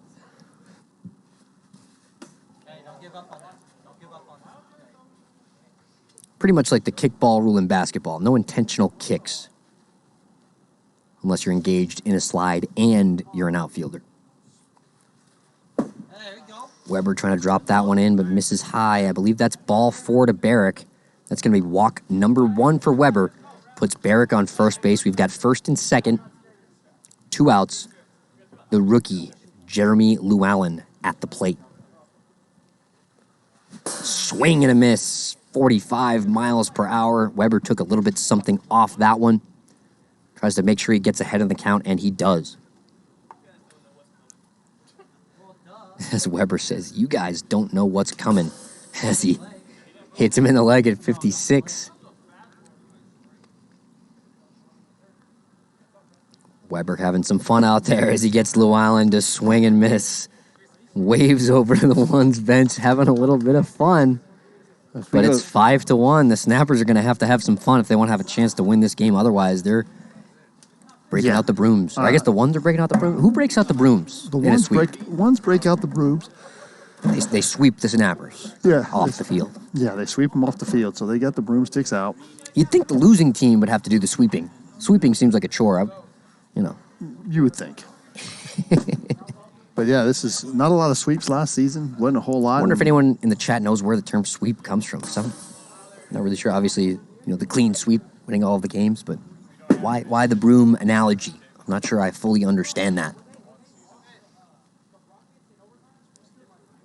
Hopefully, I can get a nice jinx here. Would love to see this game at least give us a flair for the dramatic, although in Game 1, we had the tying run come to the plate, and in Game 2, we had the tying run in scoring position, so the Snappers have had their chances, just unable to execute in that 6th inning, although you could also argue it's a little bit of a case of too little, too late, as it seems like they're waiting until the 6th inning to really get themselves going. Yeah, everything they've been putting has been the 5th inning or later, and it's just like at some point, they got to fire this offense up earlier.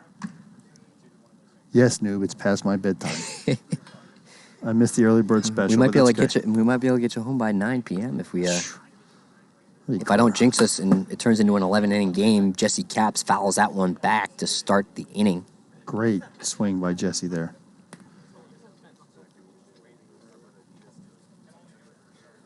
Jesse definitely looking to get himself going. Not too many at bats so far in this young spring season.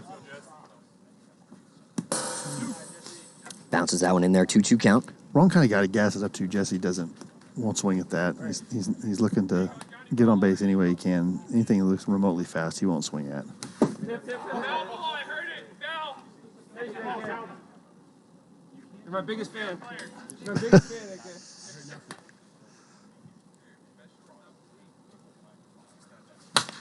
Caps, slow ground ball back to Goot. Goot picks it up, throws onto the backstop in time for out number 1. Now just 2 outs away. Brandon Gregg is going to step into the box.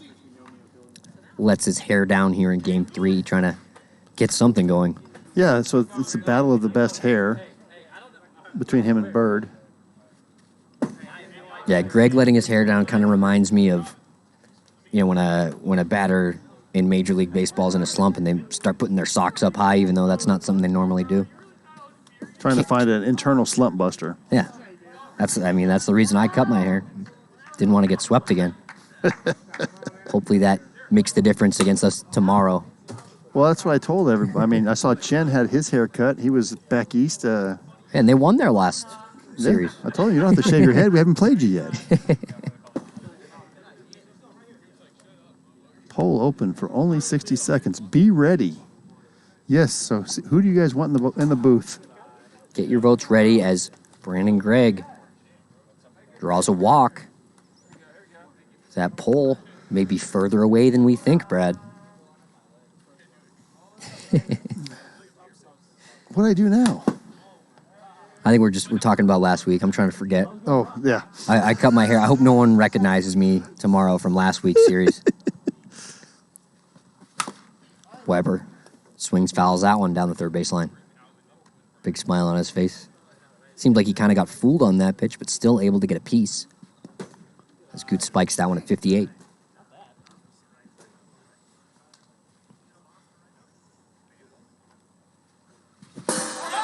Swing and a miss. Weber down on strikes yet again. And we're going to have 2 down. Runner on first. I believe Jonathan Wilson stepping up to the plate. The last hope for the Snappers.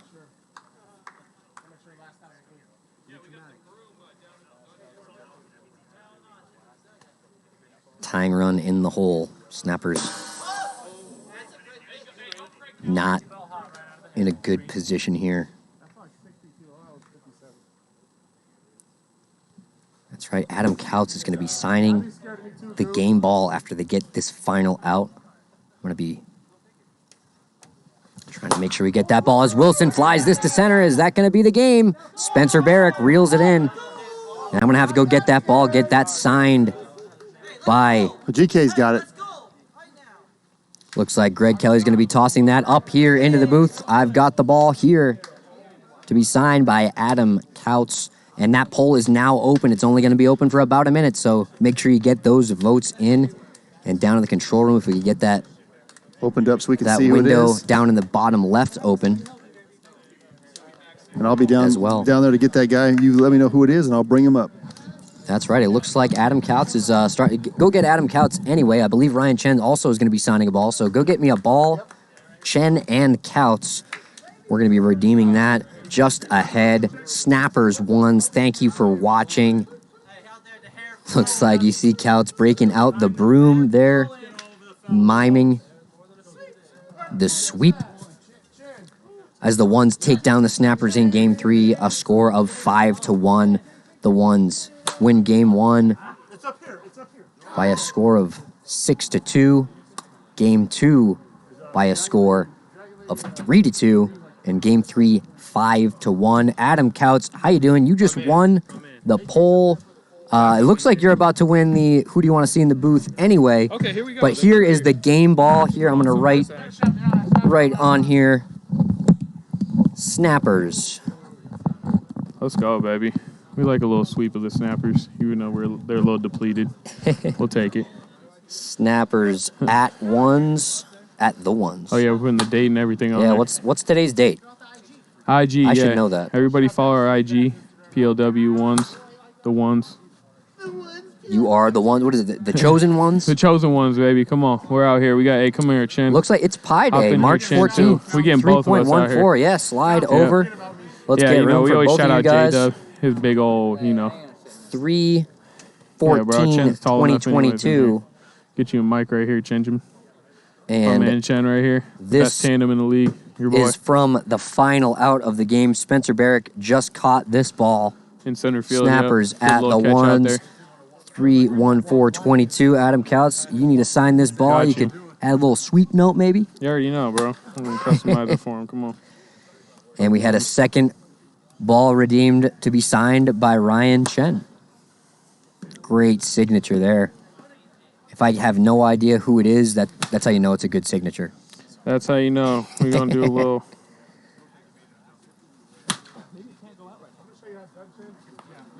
We the ones. We the ones out here, baby. Always. Somebody get that action right there, yep. Take a look. We the ones out here. Signed. We the ones. Ball, Adam Appreciate Couts. all I'm gonna the get all the support. Get that mailed out to the winner of that poll, I guess. Yeah, yep. He had a username that I cannot say on the broadcast. It's whoever, I don't know.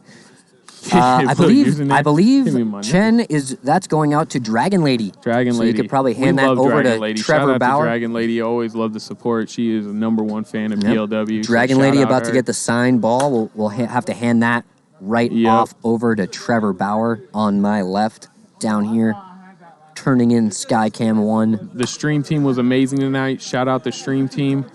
How do you know? You didn't even watch the game. Hey, You it were doesn't playing. matter. I already know the production's good. Come on now. I watch every night. Hey, you got to Appreciate trust. the support in the chat. We love all the interaction we get. In stream team, we trust. In the stream team, we trust. I like that one. Yeah, we're running right here. Let's go. Chen's getting the signature right here. So great job with the sweep.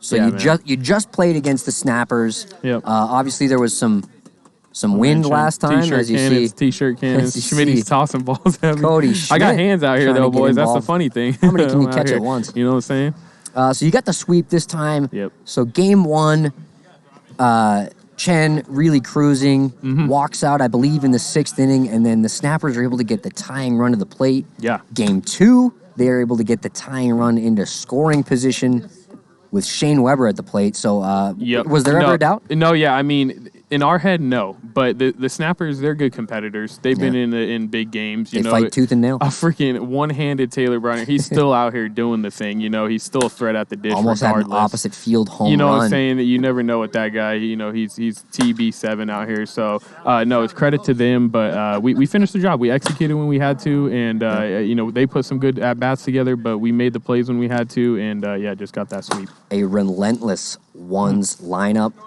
You guys Yeah. hit the ball pretty well.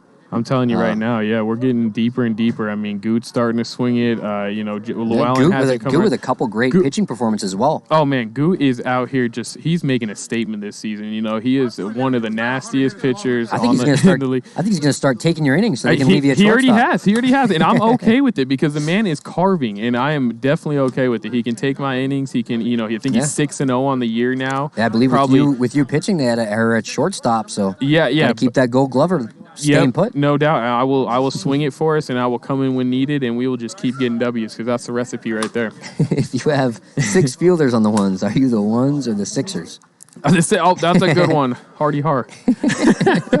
No, yeah. 6 ones on the field. The name of the ones, you know, Dobbins came up with it, and it's unique. Okay, Yep. guys. It's growing on me. It It's is. definitely unique. It's definitely not a normal name. You know what I'm saying? One of a kind. Huh? Exactly. One of a kind. And we the ones out here, baby. Let's go. Quality The control. only team I know called the ones. That's Yep. absolutely. Couts, anything else you have to say to the fans at home? No, yeah, We've got we love Slappy you guys. in Whole the lot chat. of love out Thanks here. for the game ball. Slappy, my man. Appreciate all the support. We love you guys. Thanks for tuning in. You know we're here all week, same time. Yeah, that's right. Tomorrow, 6 p.m., Sand Vipers versus Legends. A little bit of a revenge series for us. Got swept. Yes. So looking to forward bounce that. back there. That's probably the series of the week after you guys. Let's see how you bounce back. One of the top teams in the league. And I hope so. And we got you next week, Bubba. So Absolutely. we're looking forward to that series. Everybody tune in. Big series, yeah, ones next versus Tuesday. Sand Vipers next week. That is right. But yeah, tune in tomorrow because that's going to be a good one with the Sand Vipers and the Legends. Tom, appreciate you, my man. Yep. Go celebrate Thank you with so your much. team. Yep. Sure you guys are happy to have the sweep. You already know, For baby. Adam It's the Couts, ones. Brad Ogden, and the rest of the stream team, I am Tom Gannon signing off. Thank you for tuning in, and don't forget to tune in tomorrow. 6 p.m. is when the broadcast begins. Sand Vipers, Legends. Trench versus Tannic.